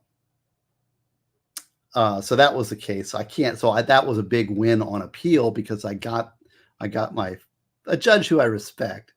And actually the closing argument article in the Ideas and Answers in Law came out of that trial because it actually didn't get reversed on the closing argument issue. It got reversed on another issue, but the closing arguments were part of it. And the seeds of that closing argument article in Ideas and Answers Law came from that jury trial when the prosecutor was way off base. And I was like objecting, and I should have been sustained by my buddy, the judge. And I couldn't believe he wasn't sustaining me. I'm like, what are you talking about? But he didn't know the law on closing arguments, which I couldn't believe because he's one of the best criminal trial judges we have. But he really didn't understand the closing argument. There's kind of this good old boy, we don't object during closing arguments idea that's been floating around this county for a long time. And I guess he's this old school kind of idea. So I wrote a merit point on the appeal. One of them, the 3rd merit point, was on the closing arguments. So MLS, so that's that story. He's going to put in 5. I'll give you credit for 5 for MLS. Let's see, we're at 45 towards the sidecar. What are you going to miss most when you leave the public defender's office? I would say the friends that I've made, some of the connections I like, and I like mentoring the people, but I'm going to be doing that for prosecutors, right? So I'll be mentoring the prosecutors and training them.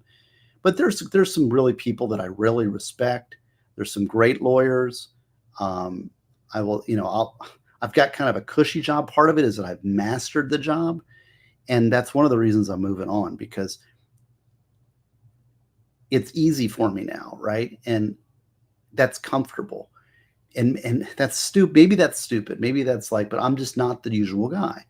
I need a challenge, and it's not really a challenge anymore. It's kind of like, but I've got a big office with a great window, and I've got great hours, and I've mastered it. I've got it under control. So I'm sure when I'm working hard and I'm sweating and I'm learning new stuff and I'm screwing up, I'll be like, oh man, why did I leave that cushy job that I've mastered? But my nature is that I like challenges. So that's a good question. Thank you, MLS. Yeah, I do know the Taurus Public Defender, and I do not think it's a good weapon. Don't get the Taurus Public Defender. I did the appeal on the Warlock triple homicide, the Warlock biker gang triple homicide over in Sanford. I did 2 of the appeals out of that triple murder. Look it up, the Warlock gang triple homicide murder in Sanford. And one of the people was trying to defend themselves with a Taurus Public Defender with a 410 shotgun shells in it, and it was completely ineffective. So I wish I could show you what I got right here. I'm a big believer in the 357 Magnum revolver, and I have a Model 60. That's my go-to weapon, because I've seen 357 Magnum, what it does to people. One shot with a 357 Magnum, and there ain't no getting up. So, and it's almost any part of the body. What you hit is what you get. So hollow point 357 Magnum is my go-to weapon. Anyways, I've seen at least, if you don't load it with 410, and if you're loading it with 45 long Colt, which is a decent round, the Public Defender is a big clunky thing relative to that. It's got this big revolver thing. So just get a 45 long Colt. And if you're going to get a 45 long Colt, get a 357 Magnum. So there's my opinion. Smith & Wesson 357 Magnum revolver. I wouldn't say this. I'll tell you, 357 Magnum is a pretty powerful cartridge. But anyways, I did break down and get a 9mm plus P Glock 17. But I don't know. I love revolvers. I'm a revolver guy. What can I say? Point and click. Okay, let's see. More stories. You guys want more stories? I don't know how much more. I'm running out of steam here, but I have one that's not up here. Okay, and I didn't download don't have the actual opinion, but okay, here's another one. Terry. Oh, Terry. I don't think. Curious, do you notice a change in work ethic today's baby lawyers from years prior? Oh boy, that's a loaded question. Thank you, Terry, for your super chat.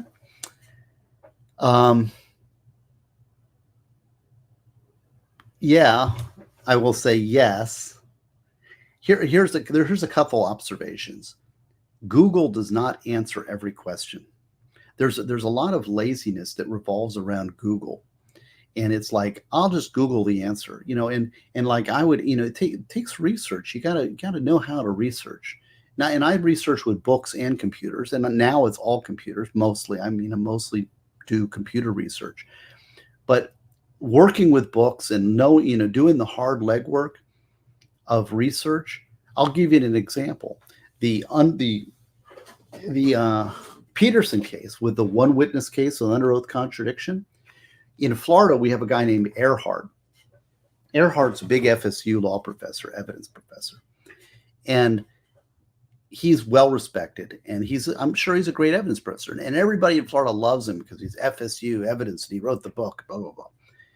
But he's got a little book on evidence. And it's got, you look up, it's all keyed in with the Florida Evidence Code, and it's great.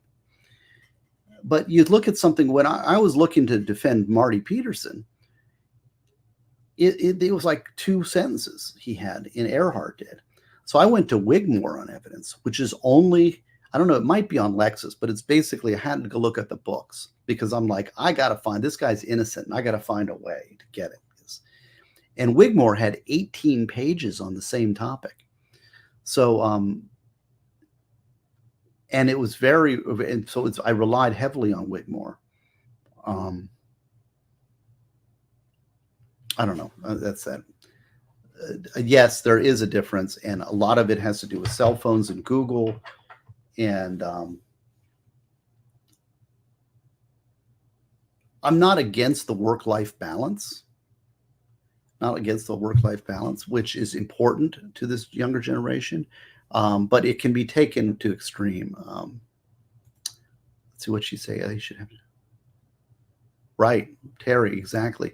Oh, I was in that generation which transitioned between computers and library computers, and we did both, which I'm blessed. I'm really pleased that I had that experience. Yeah, I got to say, shepherdizing is so much better with a computer, though. I will never go back to shepherdizing the old way, if you remember how to do that. Let's see, what else we got here?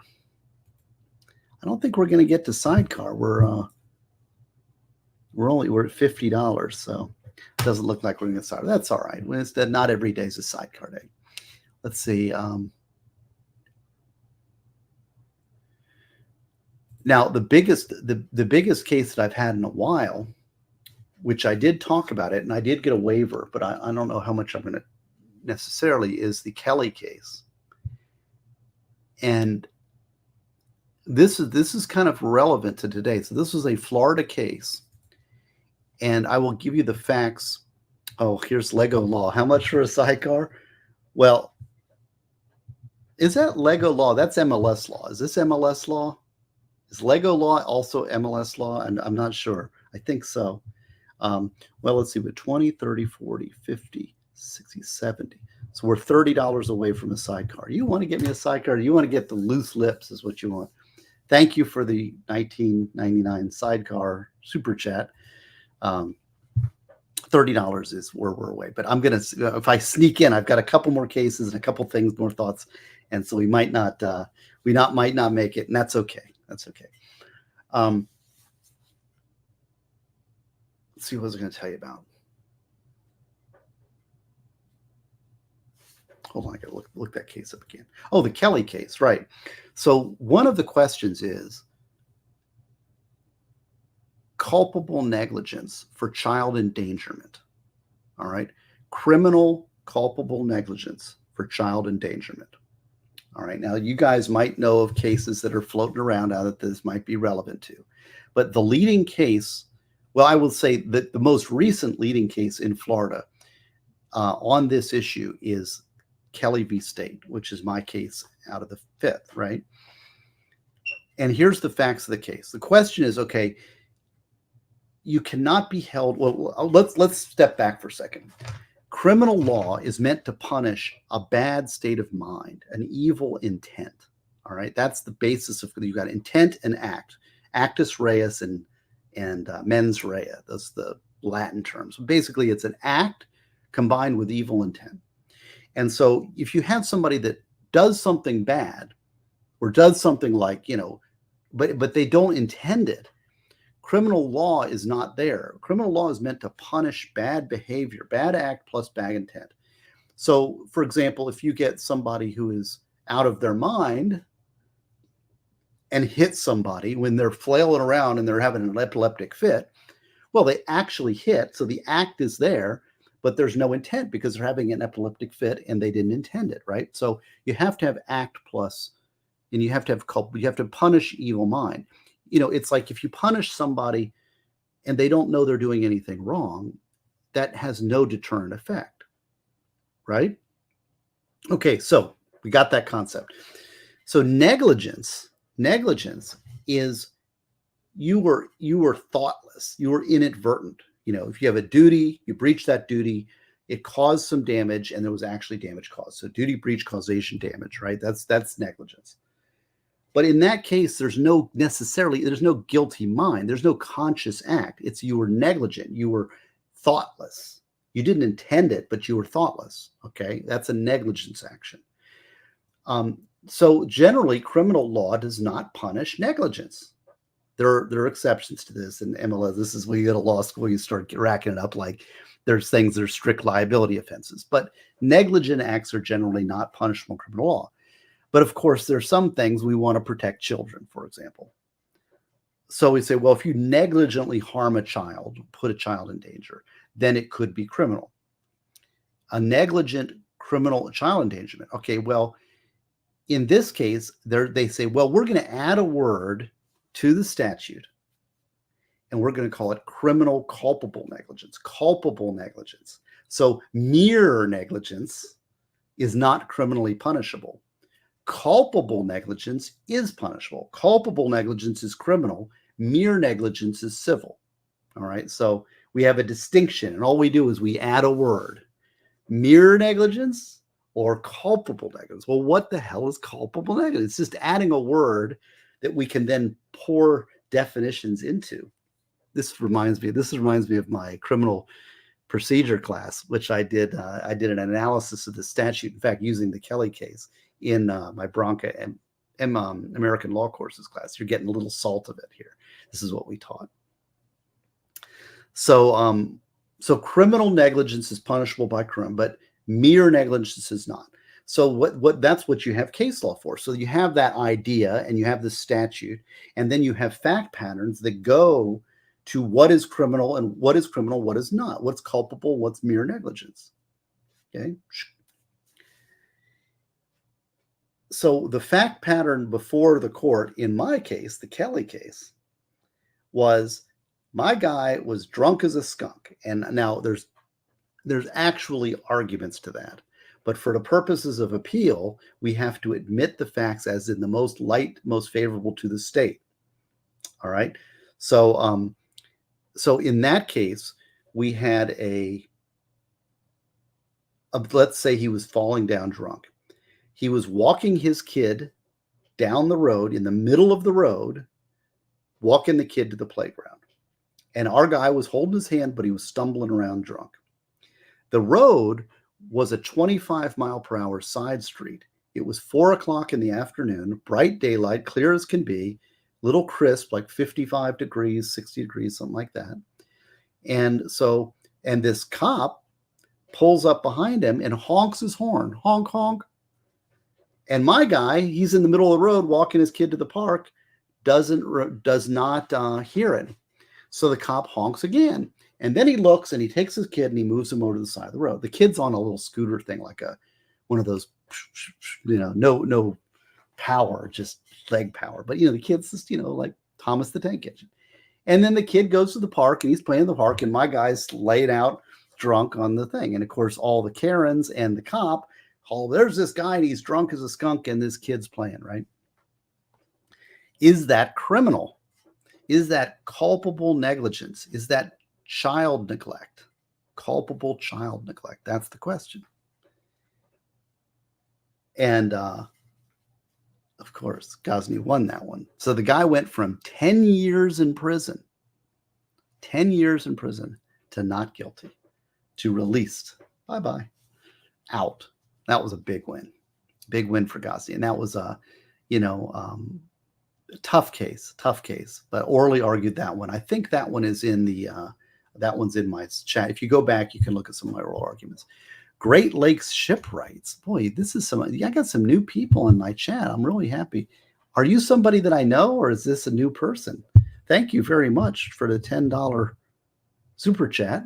Great Lakes Shipwrights says, let's get Steve drunk on sidecars. Well, I'm all for it, but we're running out of time here. And we're $20 away. Oh, but look, now we're $15 away if you want the sidecar. I'm not sure. I've got another case, and then I've got some more thoughts, but get it in while you can. Okay, so Terry says, I don't even know what a sidecar is. I'll explain it to you if we get there. But here you go. I appreciate your faith and wisdom. Extra $5 if you can pronounce my last name.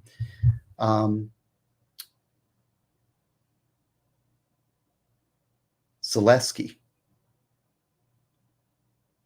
Terry Selesky is what I would guess. Do I win? So thank you very much. So that's 5 there. Oh, and look, can we make it a double? Some guy with his family. You know, you remind me, I have some friends in West Virginia that I got to meet for a meet and greet. Oh, I got to tell you about that too. We got a lot to talk about. We're celebrating tonight. This is a celebration. So I guess we'll celebrate. I guess we're at Sidecar territory. Thank you, some guy.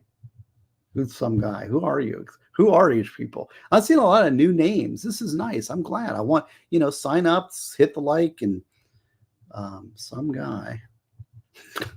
It's funny. Okay. So, I'm going to explain. Let me do this so that I can, see, now we're going into okay, King Bob. Thank you very much, King Bob. King Bob, that's the second one. King, you know what? You're very kind. You got to meet did you get to meet my friend, Michelle? What'd you think? I think that should be it. You're right. You put me over. Okay, so I got to bring up Terry Zaleski. Okay, we're going to see. Oh, yeah, Harkey. I've got all Harkey. You know it. Guru Breed. Oh, look, he's got Buckethead. Holy cow. Guru Breed with Buckethead. Extra credit, man. No, this is the Harkey HD 500. I've got massive Harkey stacks. When I was playing bass, I played an RB 800 with a 4x10 Harkey and a 2x10 Harkey on the top. Look at these people are coming in hot. Winston, you're gonna do the double. Is that what we're gonna do? You're gonna keep me going. See, we're running out of time, and now you're gonna extend the time. This is like when you're playing the video game or the pinball. It's like extra time, extra time. That's what you're doing with the super chats. Oh, I don't know about this. My new member here. Oh, man, Buckethead, you made my day. Buckethead's coming to South Florida, and the Culture Room in Fort Lauderdale coming up in the end of the year. I'm going to go see Buckethead. I've seen Buckethead like 10 times. So thank you, Mr. Head. I deserve a drink. I need a drink. I got it right. And I got the $5 bonus chat. Oh, thank you, Terry. This is fun. Aren't we having fun? Is this a good stream? This is just me talking about myself. I'm egomaniac that I am. Let me say, where was it? Go back here. We'll talk about the double. I'm going to put this up. Okay. Talk amongst yourselves. It'll take me 1 second to get the sidecar, right? And I got a couple more stories, and we got some more. I've been a member for 3 months. Okay. Well, I don't know. I gotta keep this other one up because she doesn't know what a sidecar is. So I have to educate her on the sidecar. Hold on. Hey, wifey. Oh, you're in bed? Never mind. No, I was wondering if I could get a sidecar, but I'll get it.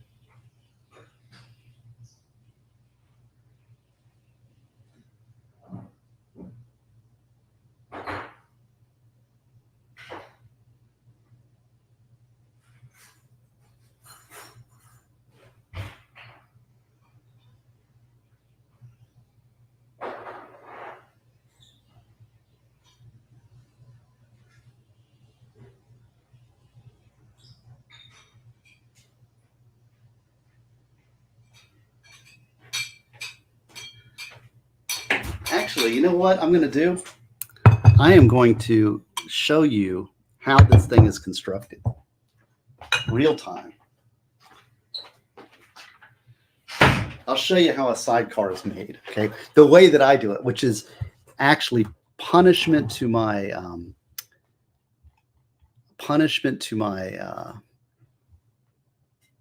pancreas. We're going to get the full ceremony. You'll see what we get, what actually takes the sidecar. All right. So first thing is we have the frozen martini glass in the freezer. All right. Now, normally I'll pre-rim this before I have to for a stream. Then I have a pile of brown sugar in a jar like this. Okay. It's really just sick, pure sugar goodness. I like sweet drinks. I'm a girl. Okay. So I got to chop it up because the honey gets it all clumpy, which is okay, but you can't have it super clumpy. You know what? I don't have my thing. But anyway, so we got sugar. So we got a sugar. This is for the sugar rim. And then I've got honey. Now, I like the cream honey. This honey is not quite as creamy as I like, but it's close. But it's what I got now. So you take a little honey. This is crazy, crazy sweet. All right. And you slather it on the rim like this. You see there? So you got to get a nice honey rim. See, this is good stuff right here. Get a good honey rim on there. This is very sloppy. You see why it's sticky and it gets all over the place. I'll show you. So you put the Sidecar rim in there and get it all sugared up. Honey sugar Sidecar rim. It's really sweet. See, this is like right there. There we got the Sidecar ready to go. Now, pre-mixed Sidecar in a jar. Okay, so here's what we're going to do. Take the Sidecar, pour it into the lay glass. Now you can garnish with fruit, and this is a little heavy. See, garnish with fruit, but not necessary. And voila, Sidecar. Now the recipe for what's in this pre-mix: 1/3 Cointreau, 1/3 roses sweet and sour, 1/3 brandy. I use Fundador brandy, and it is in. You see, it is in. Where is the? Now I lost my cap for my honey. This is the thing. My wife's going to get angry. Yeah, very sweet, ridiculous, sticky, messy, but good. Now, somebody asked me about why do I like a Sidecar? We'll get back to law in a second. But this is integral to law. My mom got me into law. I didn't drink at all until after college. My second job, which was I actually ran the Home Builders Association. The Home Builders Association, we have Volusia County Home Builders Association, Volusia County HBA. I was executive officer before law school. So that's what I did. I ran the parade of homes. I did political lobbying, and pretty cool. CEO, and all my board of directors with all these builders, and it was really cool. So I ran the organization. And one of the people there, a guy named Steve Thompson, we went to, I think it was Naples. We had a conference in Naples, and Steve Thompson, nice guy, fun guy. I really love Steve Thompson, builder. And he took me out, and he was a wine connoisseur. And he got me the Pease Porter Mickelsburg. He's like, you got to try it. I said, I love it. He says, you'll like this. And it was a sweet white wine, sweet white Riesling. So Pease Porter Mickelsburg white Riesling is what I like. And I like Auslese, which is a very sweet late harvest wine. So then that was my drink. I drank that for years and years. Then we had, let's see. I mean, years, that's all I drank was the Pease Porter. Just wine, one bottle of wine. The big problem. And then I remember I went to Ruth's Chris Steakhouse over in Sanford. And we found a Sidecar. My mom ordered a Sidecar. We were having a party or something. And I sipped it, and it was really good. I mean, they did a great job, great bartending. So I found now this is actually the French Sidecar recipe. The English Sidecar is mostly brandy. I think it's like 7 parts brandy, 1 in 1. This is third, a third, a third. Easy to remember and very sweet. So let's try a little Sidecar. Thank you for the Sidecar, folks. Chat. We got more to go. We having fun yet?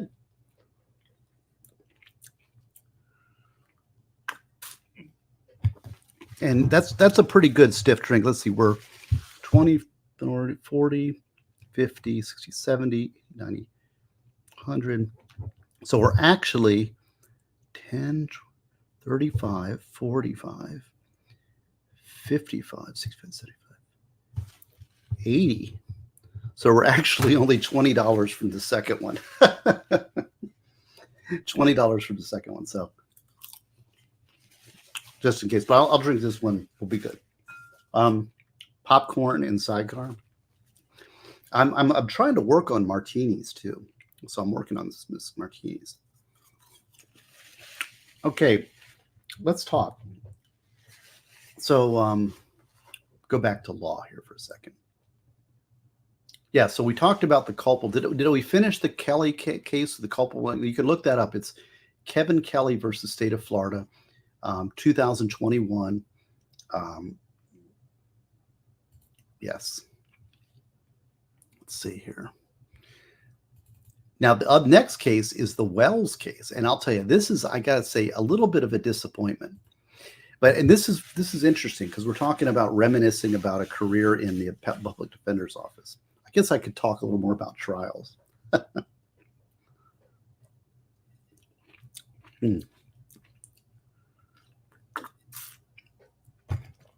Yeah, it is like eating honeycomb. That's right.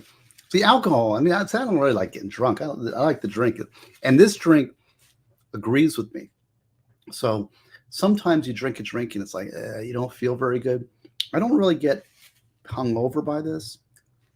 So it's not a punishing drink necessarily. It's very strong. I got a lot of alcohol in it, but it's not one of those drinks that hurts you. Like, it makes you feel a little sick. It agrees with me. So,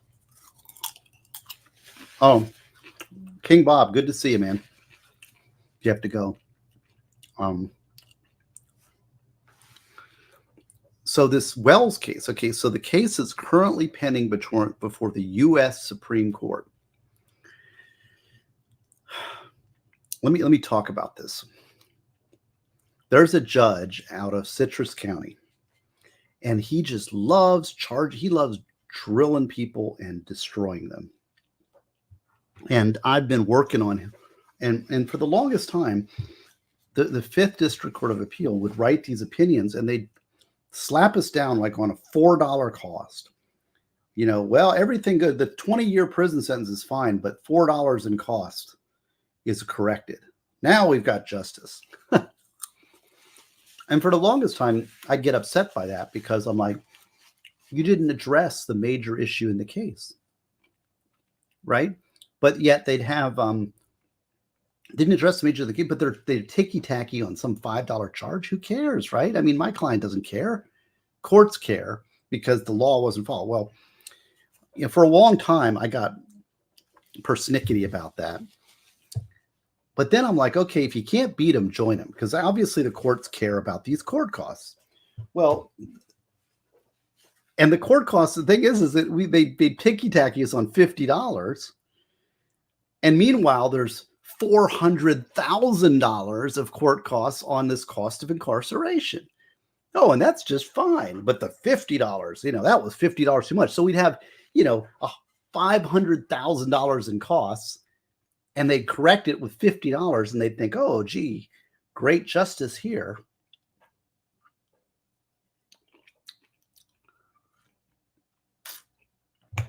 And like I said, for a long time, it really kind of upset me. So, but then it's like, if you can't beat them, join them. So I put, and our office was always this cost of incarceration thing as a problem. So I put a lot of thought into it, a lot of effort, a lot of brain power sunk into this issue, and came up with the way to attack that issue.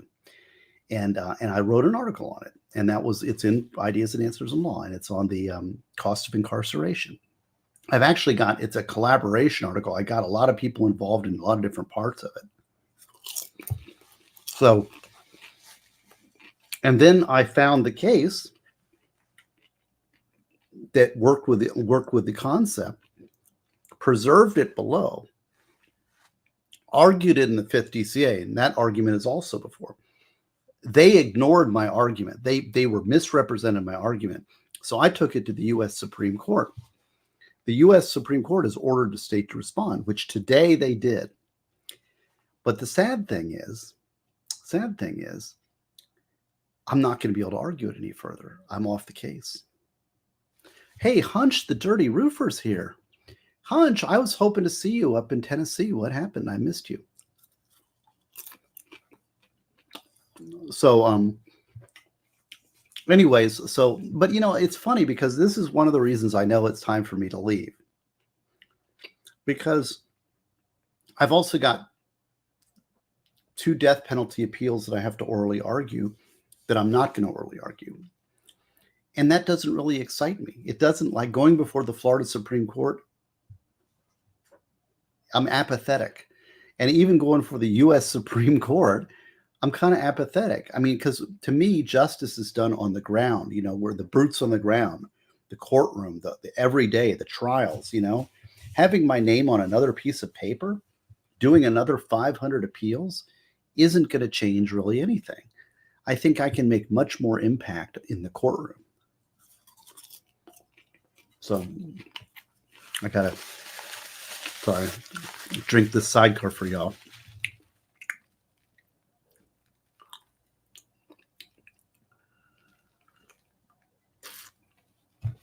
That's no problem. Don't worry about it. Don't be sorry. Hold on.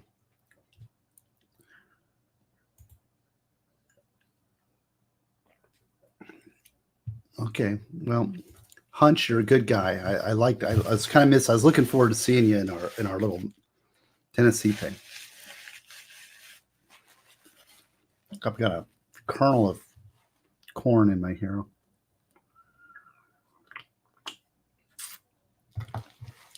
So, where were we? Yeah, so I'm off those cases, so I won't be arguing those death cases. Now, let me talk about the death cases.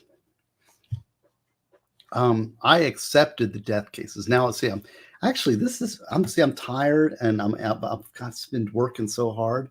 So this is actually hitting me pretty hard. I can feel it, and it's having its intended effect.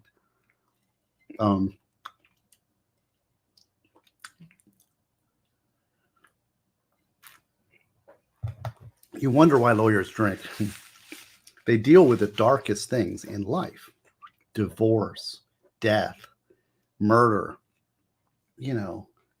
all those things that are really tricky. Families that loved each other that are now at each other's throats. People, old ladies getting money ripped off, right? Losing their life savings. Yeah, I don't see. So sorry. I don't, the thing I'm sorry about is that I'm not confident that the successor attorney will do a great job on it. I really hope I don't know. I mean, it's up to the office to assign the person. I know how passionate I am and how much I put into it. I just don't want them to blow it off, right?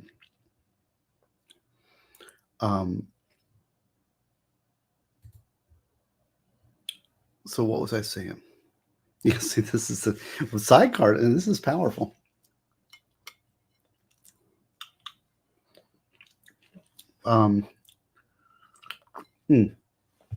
So this is the thing, like the wind was blowing in one direction, and this division sheet position came up. But see, I took the death penalty stuff because it's a way forward for me. It's like a way to move forward. It's like kind of the top of the mountain of criminal law. I will tell you, it's very complex. Doing appeals, it's about a 2-year learning curve. It's not easy. Like to train a trial lawyer, a misdemeanor trial lawyer, a lot of times they just get thrown into misdemeanor court with a pile of files. And it's kind of that you kind of trial by fire, but you understand trials, you kind of understand the process, you feel your way, you can do that. It's sort of a machine. It's a lot of cases. It's simple, really. Shoot from the hip. To train a good appellate lawyer, it really is about a 2-year learning curve, and not easy. And that's why I train people, because I want them to get a leg up. So to shorten that learning curve, I put effort into that. And then to add on that death penalty is like ridiculously complicated. I don't think that book is going to get. I have a 350 pages of a book that probably won't get done, which is the death penalty designs about the constitutional infirmities of the court. I don't think I'm going to. Maybe I'll work on it, but I don't know, because I'm not going to be doing death penalty. When I went to the prosecutor's office, I said, I'm not doing death penalty. I'm morally against it. And they were okay with that. So good for them. But Yeah, death penalty is very complex. It's very difficult. It's a heavy lift. It's not easy. We had multiple failures of people who tried to do death penalty work in appeals and couldn't hack it. It was too much of a mountain. I mean, many, more than 50% of the people that have tapped haven't made it. So it's a hard area of law. And emotionally, it's very hard. And this is the thing. I mean, getting my faith has allowed me to handle death penalties. Yes, this is Benjamin. He's keeping track of me. How am I doing here?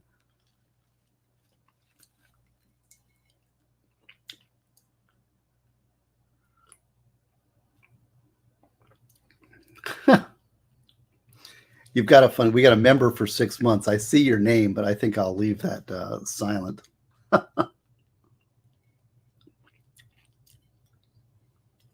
Hunch it's got over there. Got a good question. How much the learning curve requires a number of your experience? Well, no, some of the people that were tapped were very experienced lawyers. We're only on one, but we're $20 away from number 2. So just, I think, let me see, 20, 30, 50, okay, 10, 20, 35, 40, 50. No, 25. We're 25 away from a Sidecar 2.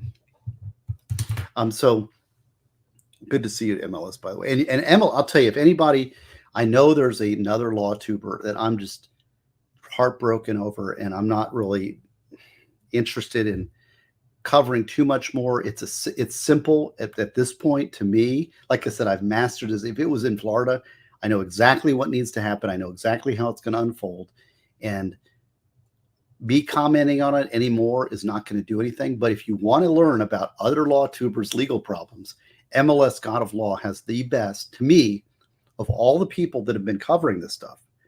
The wisest advice has been coming from MLS God of Law. So if you're interested in that kind of drama, but not drama, and actually you're not interested in the drama, you want to know what should be done, MLS God of Law gave the stream that answers that. So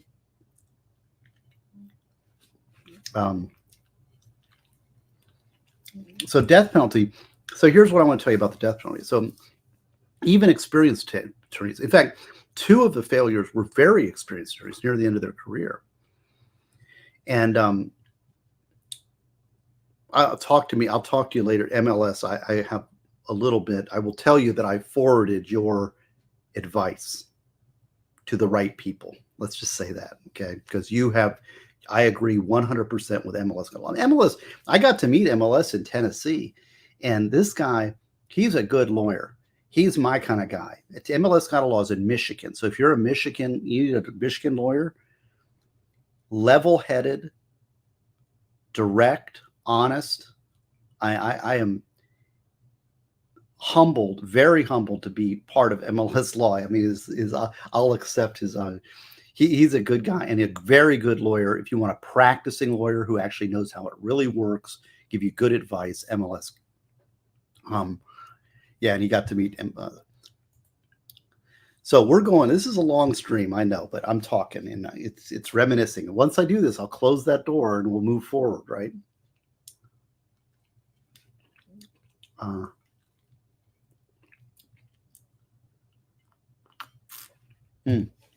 Upon the horizon. Yeah, aren't you in Michigan? You should call Dave. Yeah, Dave, MLS Law. Upon the Horizon's a good guy. He's over in Rumble. If I was looking for a good lawyer, like a working lawyer, somebody who's actually not just throwing out stupid legal theories for the internet consumption. You want somebody who can help you and actually navigate and give you good advice, solid advice. Dave, MLS Law. So anyways, I took the yes, if you haven't seen this is great. MLS I set him up too. This is the thing. We met in Tennessee. He's kind of low key. MLS is low key, but he doesn't take himself so seriously. And my wife wanted to ride this stupid child's bear ride. It's like one person and it like echoes. It's a kid's ride. It's a kiddie ride, right? And it's one person riding this stupid bear in Dollywood. And my wife wants to ride it. I'm like, oh man. I said, I'm not riding that with you. And of course, Dave, MLS Law, man, he's like, I'll do it with your wife. He'll ride the bear ride. Of course, they're separate. But he took it out to, and then so Valhalla and I videotaped him riding the ride, humiliating himself on this bear ride. You're mocking him as he goes by. But what a good man to like, what a good sense of humor. And thank you for accompanying my wife on the bear children's ride in Dollywood. It's funny. So back to death penalty. So I took death penalty because it was it's I gotta say, I'm not going to miss doing death penalty. And I knew it. When I took it, it was they offered me a lot more money. And of course, it's on the defense side. So I got a big raise. But it's so dark and so evil and the stuff that we have to deal with. And I'm qualified to pick death penalty juries. So I help out the trial division. My buddy Rosemary Peoples doing the capital cases, but not fun. You know, the pictures, the suffering, the evil, and only because I have the armor of God in Ephesians can you get through these things and intact, with your soul intact. You have to cling to God. I really think it can be a very dark subject matter to deal with. It's a dark thing. But I took it because I owe my family. I know I can do it. There's not a lot of people that can do it. And so I took that. And also because I wanted a future in the office, in the public defender's office, right? But of course, I put in for the division chief position and did not get it. They hired somebody else outside the office. And that was quite disappointing. And so therefore, I'm looking, I don't have a future. And so that's why I'm moving to Miami, because I have a future there. There's something to do down there. And they appreciate what I'm doing. And cheers to Miami. It's mostly the sugar. See, it's not really the Sidecar, it's the sugar.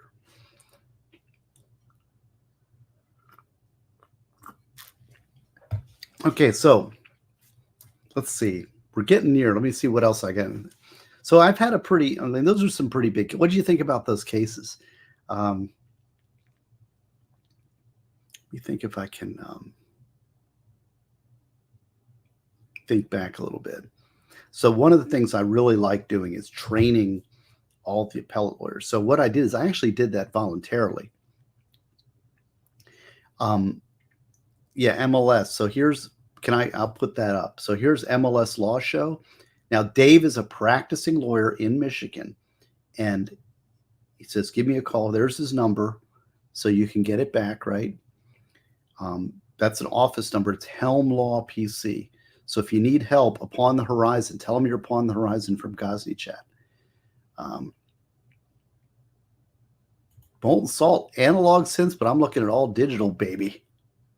You know, I like analog synths like Moogs and stuff. Let's see.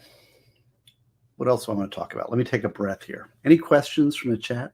Who all's here? Are we still rocking? Is there people watching still? Say where you're from while I finish this Sidecar.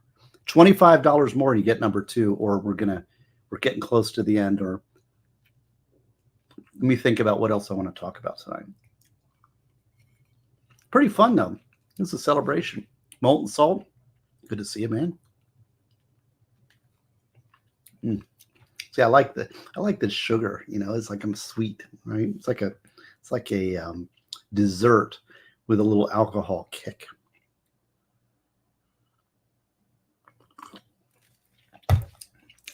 So yeah.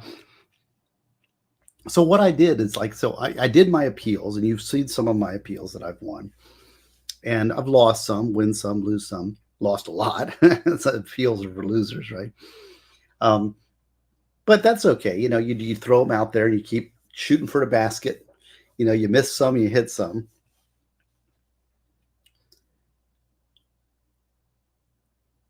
but I also like to help out the trial division. I would train the trial division, and I liked helping out the appellate, the new young attorneys. So I'd train all the appellate lawyers, and I came up with a formalized thing, and then I got a title. They said, you're the training guy, the senior trainer for the appellate division. Not that it came with any more money, but so Winston Smith, $5, which would put us $20. We should do 20. Somebody's got to give $20 more so I can do sidecar number 2 to finish off the stream. That's what I think, because we're only $20 away from sidecar 2. But thank you, Winston. Winston asks, with the sex offender case, how do you think to look to the old statute? Well, that's a very good question. This is why being an appellate lawyer is quite difficult, because you really have to know all these little rivulets of law. The fact that the statute that is in effect at the time of the crime is what is in place. And the reason for that is something called ex post facto. So you can't have okay, I do something and it's legal, and then the state passes a law that says it's illegal, and they go back and arrest me for what was legal at the time, but now they've made illegal. Similar concept here with this old statute question. The sentencing regime that was in place at the time of sentencing is what governs that crime. And then they change it and they crank it up and they make modifications, but there was no notice. It's ex post facto to now change the statute to the detriment of your client at a later date. So the reason is just because I know that, because I'm an appellate lawyer and we learn these things, but that takes training. It takes knowledge. It takes experience. It takes a lot of work. It's not easy. That's why it's hard to train appellate lawyers, because it's not obvious. You have to know all these little issues. And just by reading cases after cases after cases, you start seeing where these issues arise. It's a very good question, actually. Let's see. Let me finish this sidecar. And it's sugar. The sugar is fun. You get to see my...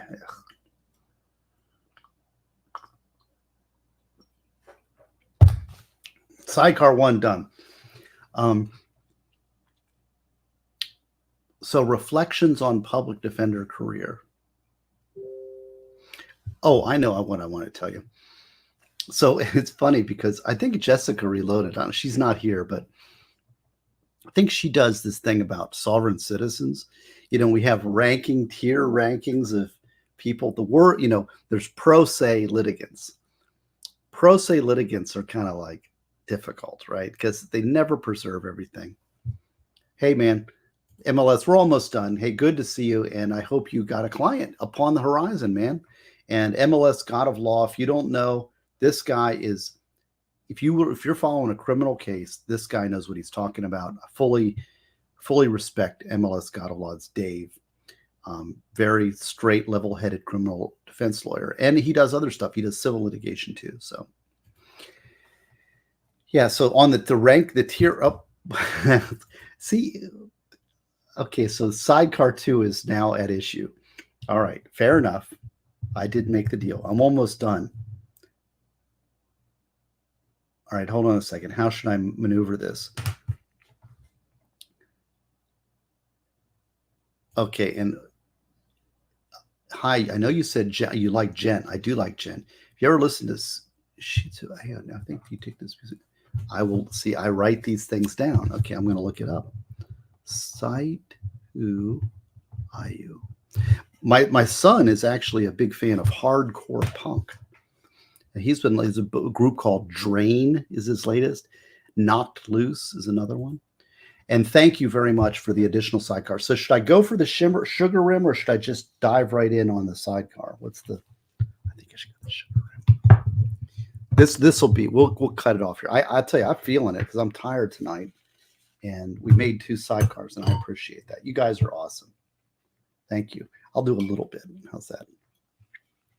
See, the honey. See, this honey is a little too drippy, a little too droopy.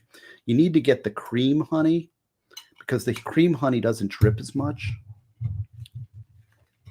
This honey it's almost like real honey, and it's too I don't know. It looked creamy. See that looks like creamed honey here, but it's actually quite viscous. It's quite drippy. Not quite as good, but it's okay. It works. I don't know where the cap went. Where did the cap of that go? I don't know. I'm gonna have to. Boy, the wife's gonna be mad. Nobody's complaining. At least we didn't do the cigar. Let's go, Brandon. Oh, that now I poured a double. But let's go, Brandon would be here. He'd be like getting the cigar out. He'd be in that row. But all right. Oh gosh, this is terrible. It's so sticky. This is terrible. All right. But thank you for the thank you all for the super chats. What was I going to talk about now? Get me back on track. Is this really interesting? Are you really interested in what I'm talking about? This is really just Gosney's story time. I should tell you another trial story. Oh, I got a story for you. Oh, I know. Tier rank. I got another story, and I got tier ranking. So I'm not going to miss dealing with pro se litigants. I'm not going to. And then worse than that is sex offenders. Sex offenders are actually quite intelligent, and they know the statute better than you, and they like to lecture you on it because they know what they did, and they say, yes, but I didn't touch under the clothes. I touched over the clothes, and that's under subsection B3, right? I'm like, what criminal thinks of this stuff, right? It's like crazy. So dealing with sex offenders is a mess. But worst of all is sovereign citizens. Sovereign citizens are the worst because they're nuts, and they give you piles and piles of paper, and they pretend like they know what they're talking about, and it's all garbage. A spooky story. I don't know if I have a spooky story. I'll tell you a good story though. And this is actually related to the honey. Oh my God. It's the honeybee case. Have I ever told you about the honeybee case? Guys, have you heard the honeybee story? Molten salt upon the horizon. You guys are always here. Do you know the honeybee case? I don't think I've told this one before. I got to edit a lot out because of different stuff. Okay, upon the horizon says nope. So I'll tell you the honeybee case. This was one of my cases I did with Mac, my buddy Mac Brunton. And Mac was he was a funny guy. He was the pro golfer who negotiated everything, right? Couldn't negotiate this case out. And I will tell you, I get it because the client was accused of stealing honey from an honor system honeybee stand. You know the honor system honeybee? Like you have honey there, you pay $20 and you put the money in the slot and you take the honey. This guy was stealing the honey from the honey thing. And it was actually before Judge Mendoza. Judge Mendoza, what there's a federal case. What case is that? Because he is the judge on some significant federal case out of Orlando. And I can't think, I was talking about it, but he was my trial judge. Mendoza was an excellent trial judge, one of the best. He was trained under my buddy, Richard Watson, the Judge Watson. It was great. And Mendoza always looked up to Watson. Everybody looked, my buddy Raul Zambrano, Judge Mendoza, we looked up to Judge Watson as being the greatest judge. Nobody has come to it. He was pretty good. Mendoza was pretty good. And he got appointed to the federal bench. So he's a federal trial judge in Orlando. Runkle is here. Hey, Runkle, man. Good to see you. Thank you for showing up. I'm telling war stories. I don't know if you know, Runkle, but I'm moving to Miami and going with the prosecutor's office. So I'm reminiscing on my celebration of 14 years as a public defender. And Runkle's another I love, meeting people like Runkle. I really, this law stuff, forget this law stuff. He loves hot sauce, which is ridiculous. His hot sauce tolerance is off the charts, but he's also a gamer. I want to know what's going on with his board game because I'm trying to hook him up. I got friends that are board gamers and I love board games. So thank you for coming in and seeing me. I'm telling stories. Going to the dark side. Yeah. Well, I'm going to be training new appellate. I'm training new prosecutors. So all the new they hire 80 prosecutors a year, and I'll be working on the team that trains the new prosecutors. And I went in with the highest ethics. I told them, no death penalty. I'm not involved in death penalty. I'm going to be hopefully working on the prosecutorial integrity unit, and I'm going to be training new prosecutors. And I said, I will only train them to be the most honest and ethical prosecutors possible. And they were very enthusiastic, the whole leadership team in Miami, and I was very impressed with them. So that's a very good sign. I wouldn't go there if that wasn't the case. And I'm expecting nothing but the best. So I will be imparting wisdom, and I think I can really make a difference with them. And they do need a defense perspective. So he's still working on the board game, need to do the revision, get the one synchronized. They have at gaming conventions, they actually have board game things that you can get people to play your game. You hit me up when you get it close to being played, and I'll get you in connected.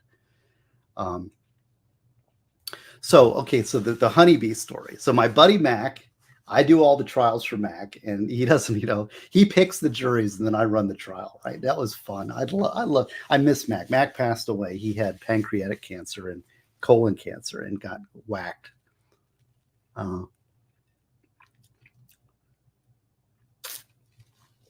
So this guy is stealing honey from these honey stands, and he's caught on video. Okay, it's videotape evidence. It's really bad. It's really bad. But we were fighting. Okay, and I will say, I believe I'm a scorched earth defender. Now, as a prosecutor, I'm a lot more even keeled. But as a defense attorney, I'm scorched earth zealot, right? And, and the thing is, and Brunkel will know this. I wonder, because you're in Canada, I wonder if Brunkel knows this. Because the defense attorney's job is to be a zealous advocate. The prosecutor's job is to follow the law, not to just advocate for guilt. And so I think a good prosecutor in the States can kind of keep a defense attorney in their chair. The system is set up to convict the guilty. And if you're guilty and you got the admissible evidence, there's really nothing a defense attorney can do to prevent it. If it's legal, there's not much. You can kind of, like, a good prosecutor can keep a defense attorney in their seat. All right. But in this case, it was Mendoza, the judge who's now a federal judge, my buddy Mac, me, and this new, and I won't tell the name of the prosecutor because he's I think he's going to be a judge. And but this was his first felony trial, and I was there, and it's like he was kind of, I tell you, he was a little bit outgunned. Let's just say he was outgunned. He didn't quite know what he was doing. They didn't have the same training in their office as they do in our office, right? And so we had this case, and our client was just dead to rights guilty, but we had the prosecutor who was screwing up, that didn't know how to prosecute a case. Yeah, okay, so Canada is similar then. So defense, good. So Canada's same then. Good. So this prosecutor didn't know how to try the case, first felony case up. And I remember I had 4 mistrial motions before 10:30 in the morning. So we did our opening statements, and I think I might have objected to opening statements as witnesses. I mean, we were just objection, sustained, move for mistrial, right? And that poor prosecutor was so rattled. And he was just really like sweating. Now, his case, he had a good case. There really wasn't, but he was just messing up. And I was catching him. And of course, when a prosecutor messes up, we drive it home, right? We pound it home. And so I was pounding and pounding and pounding. It was fun. And so I was just having fun, because it's like there's nothing to lose. Your client's going down, right? So I might as well throw caution to the wind and hammer him. And I got to say, I respected this prosecutor because he didn't take it personally. Some prosecutors, I've had other prosecutors who are like, well, I'll tell you that story. It's like, well, I can tell it now. I had another prosecutor, I remember, who was saying, it was the closing argument case that I was telling you about. I wrote the closing arguments on, and he was making all these dirty closing arguments as a prosecutor. And I'm objecting. I'm saying, objection, that's improper. And he's like, I don't need an ethics lecture from Mr. Gosney. And I said, maybe you do. how to win friends and influence people, right? I didn't give a shit. But that's why, see, the shit. There's the sidecar first bad word. Sorry. So we're doing this. We're doing the honeybee case. It's a felony case, the grand theft case, and I'm nailing the prosecutor over and over again. It was fun. Okay, so here's the little bit of the story. Our client was going down. It was just, we were just having fun. We were killing it because this guy wasn't knowing what he was doing, and we were just making him pay. And he was taking it well. He was taking it like a man. He was learning. And at lunch, Mac and I go to lunch. We go to Subway, which is the only place in town in Putnam County, right? There's no place.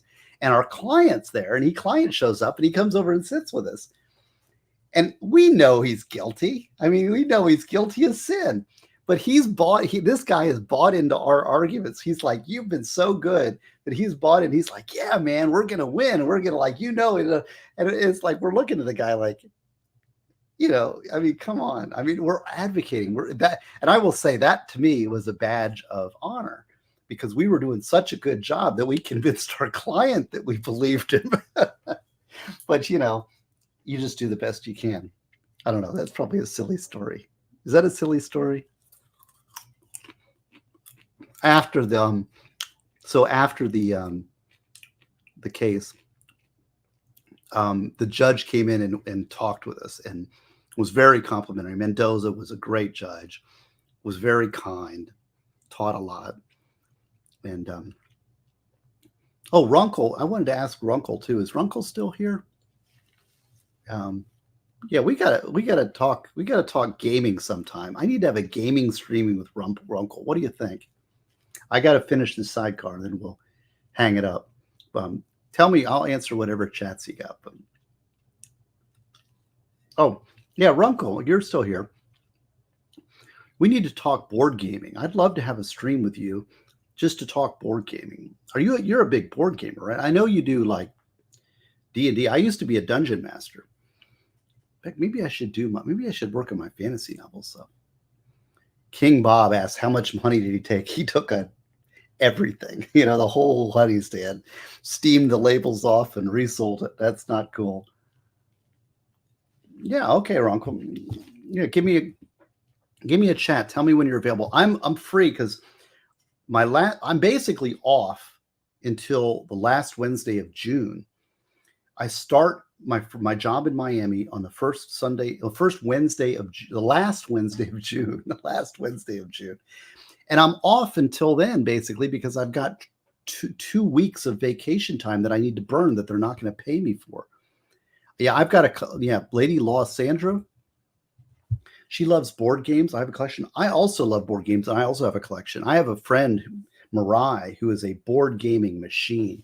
She's one of the smartest people I've ever been around. One of my closest friends, my West Virginia friend, and she is a board gaming. She's killer. She goes to conventions and wins trips to go board game. I mean, she's amazing. Yeah, AJ. So it. Runkle and Gosney stream, I'm in. Ian Runkle is a genuinely good guy, and I'll say and I love the fact he's into some cool stuff. He's a cool nerd. Is that can you put those two words together? I don't know.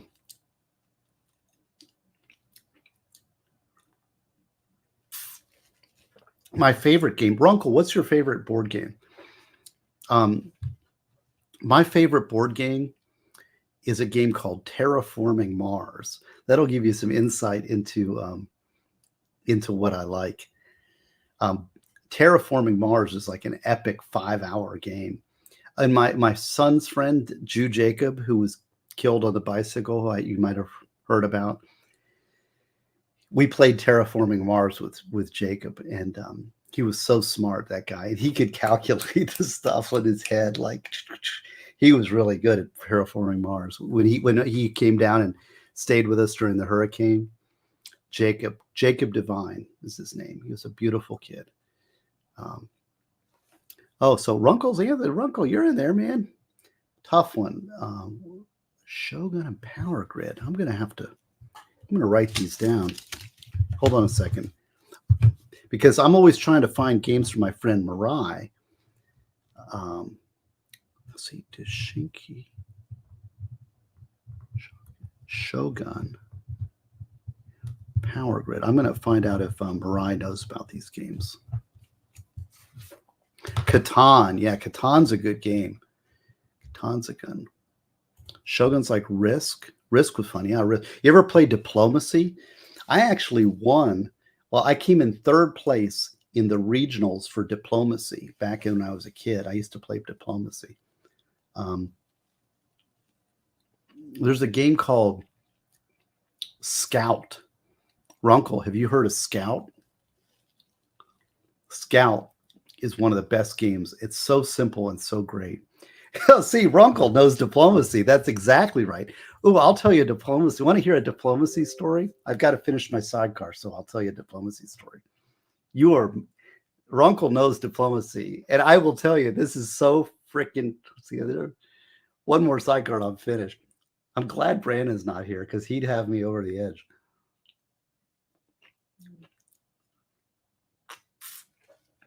Scout is amazing. Runkle, you need to get Scout. It's very hard to find. Very good game, though.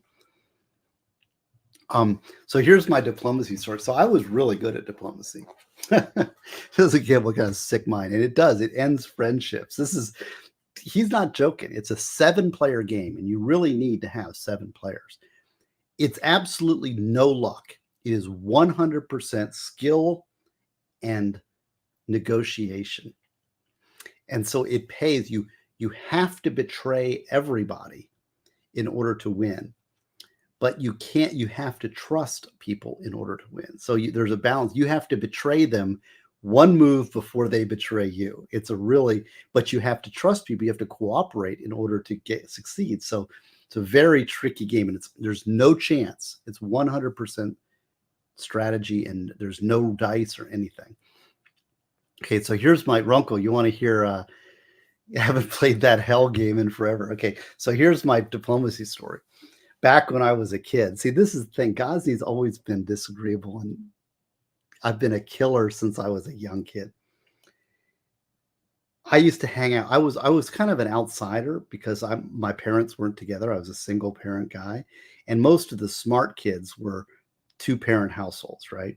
And I wasn't really the cool kid. I was a little bit of the outsider. But a lot of my friends, in fact, Andrew, my summer friend. Okay, people know I'm pushing my books. Come on, it's my stream. I can do what I want. Screw you guys. The summer friend's about my friend Andrew. Mostly true story. Well, Andrew, we played Diplomacy at Andrew's house, and they invited me over, and it was the valedictorian ended up being the valedictorian of our school. All the brain trust, another guy, Matt, who became a doctor, and all the brain trusts, all the cool kids, and me. And I was friend Andrew, and there was a group of them, and we were playing Diplomacy. And so 7 of us. And what do you know, but old Gosney won the whole thing, right? And if you know, you have to win more than half the pieces. And I will tell you, they ganged up on me and screwed me the last move. And I will say that they never invited me to another game because I beat them all. I beat them all in Diplomacy. And I will tell you, they did not like Gosney winning them in Diplomacy. And I won. I went up to Cherry Hill, New Jersey, and played a Diplomacy tournament when I was in high school. That's how much of a gamer I was. And actually came in 3rd place in Diplomacy at the New England regionals. Yeah, so it's not a game for the faint of heart. Well, AJ, you got to get on it, man. That's what I'm saying to you. So Diplomacy, okay. What brings you over here, Runkle? I'm pleased that you're here, and he's also a shooter. You know, he's a big gun guy, and Bronca and I and Runkle are brothers in arms. It's going to be interesting. I'm going to be interested to see how the firearms matching thing comes out in my endeavors with the state attorney's office in Miami. That's going to be interesting. Well, it's going to be an interesting evolution. I am definitely. Well, thank you. I really appreciate it. And you're You're one of the best out there. And if anybody doesn't know Runkle the Bailey, he's a lawyer, but he also does like kind of nerdy stuff. He's a Canadian lawyer, and he does gaming stuff. And he's a no drama guy, which I really appreciate. That's the thing. I'm kind of solo streaming a lot. I don't do law. I try to stay away from drama. And that's one. Runkle gave me this because I stepped in a couple. Because I'm kind of naive, I could say. And I stepped in it a couple times with a couple of my friends, people that I like and I respect on the thing. And I get sideways because I'm commenting and I'm laughing. And you know what? And Runkle gave me great advice. He's like, stay away from the drama. And you are 100% right. And I don't know. That to me is good advice. So cheers to you, my friend.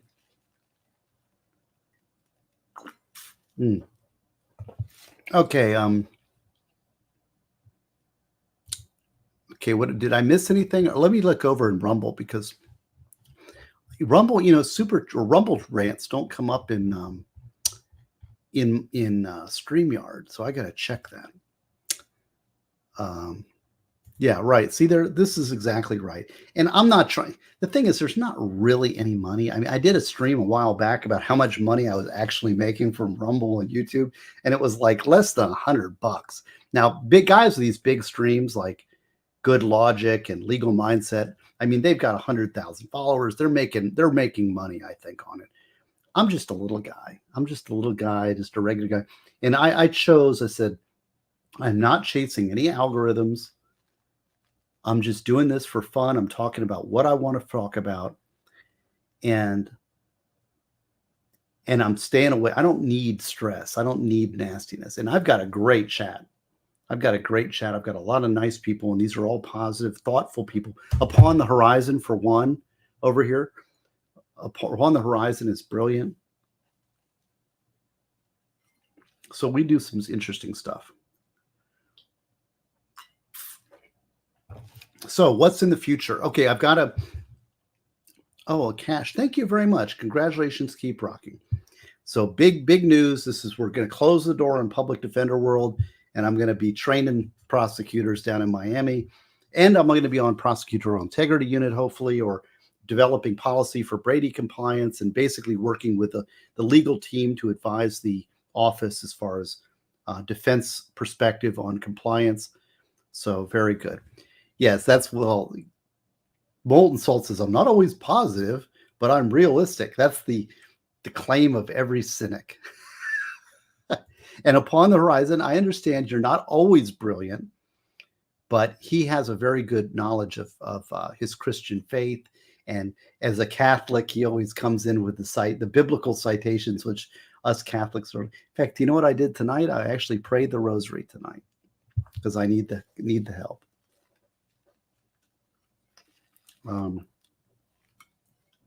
So cheers to you. What else we got to talk about?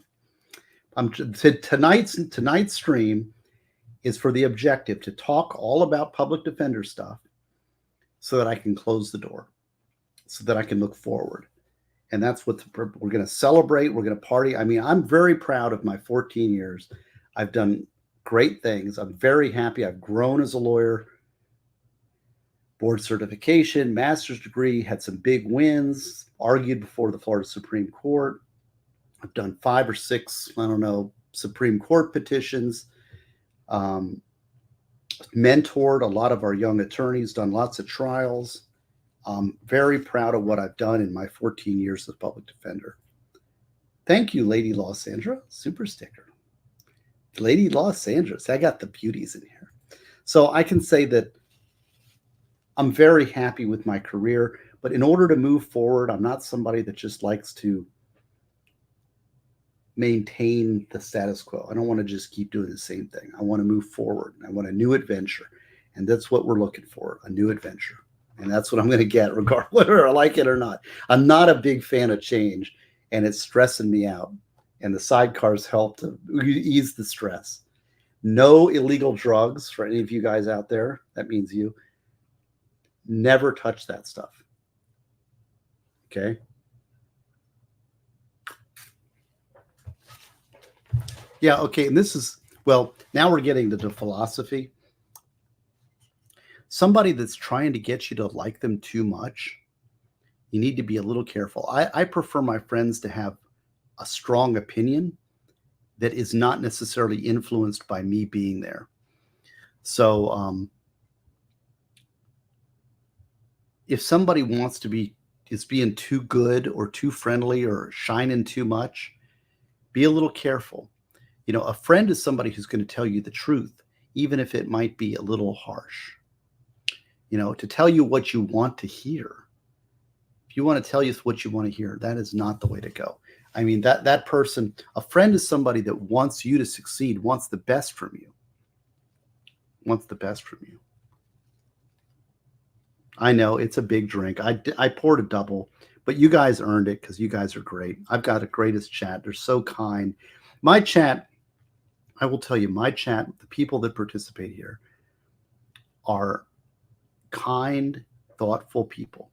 And that's what I want. And I love that about y'all. So thank you. And the replay crew, cheers to the replay. I got to finish this off, man, and then we'll shut down. We should do that. We should find the who we're going to dump into. It's almost 11 o'clock. Maybe Good Logic. I think Good Logic streaming. I love Good Logic. Okay, and you chatters, anybody who's still here, who are my best streams with? I think Good Logic and I have great chemistry. But what do you think? I mean, who do you think I'm the best with streaming? Vices? Legal Mindset? Naked Fox? Let me look, and we'll do that. We'll do this because we got to do the Gosney raid thing, right? I love the Gosney raid. Yeah, who do you think I'm best? Good Logic. Upon the Horizon likes Good Logic. I think Good Logic is amazing. Let's see who we got. Oh, Potentially Criminal is streaming. And let's see, we've got Expert is streaming. What time does Good Logic go on? Yeah, who do you guys like me to stream with?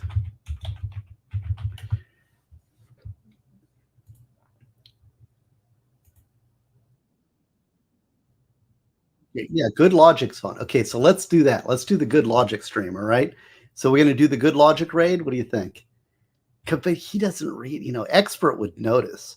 What does this chat say? Should we do Good Logic or should we do Expert? Expert will read it and he'll appreciate it, but he's just like, palling around. I don't know if good. I don't know. What do you think? What's the chat think? I'll go with whatever you say. Good Logic or the Expert? Gotta give me good advice on who we raid. And then when you go over there, you got to say raid, Gosney raid, right? You gonna do that for me? Okay, redirect. Good Logic. Lady Logic is saying Good Logic. King Bob says Steph the Alter Nerd. I need to do a stream with Steph. I need to do a stream with Steph, and I need to do like a board gaming stream with Runkle for sure. Okay, Expert. See, I'm all divided. Bronca's not on. He's not on. Logic, Slidey. We've got 2 for Logic. Okay, Good Logic is over in Trump, and he's also supporting Nick. Upon the Horizon. That's 3 for Good Logic. All right. We'll do Good Logic. All right. So, and when you do there, you got to do what's the fan base gonna do? Gosney raid, right? I love that. So let's do Good Logic then. All right, hold on, let me set it up here. And then you guys, thank you all. Thank you for the 2 sidecars. And we're gonna be moving. We're gonna be moving to Miami, and there's some great stuff. There's great stuff upcoming. And Runkle, God bless you. We need to do a board gaming stream. All right. Thank you. Good night.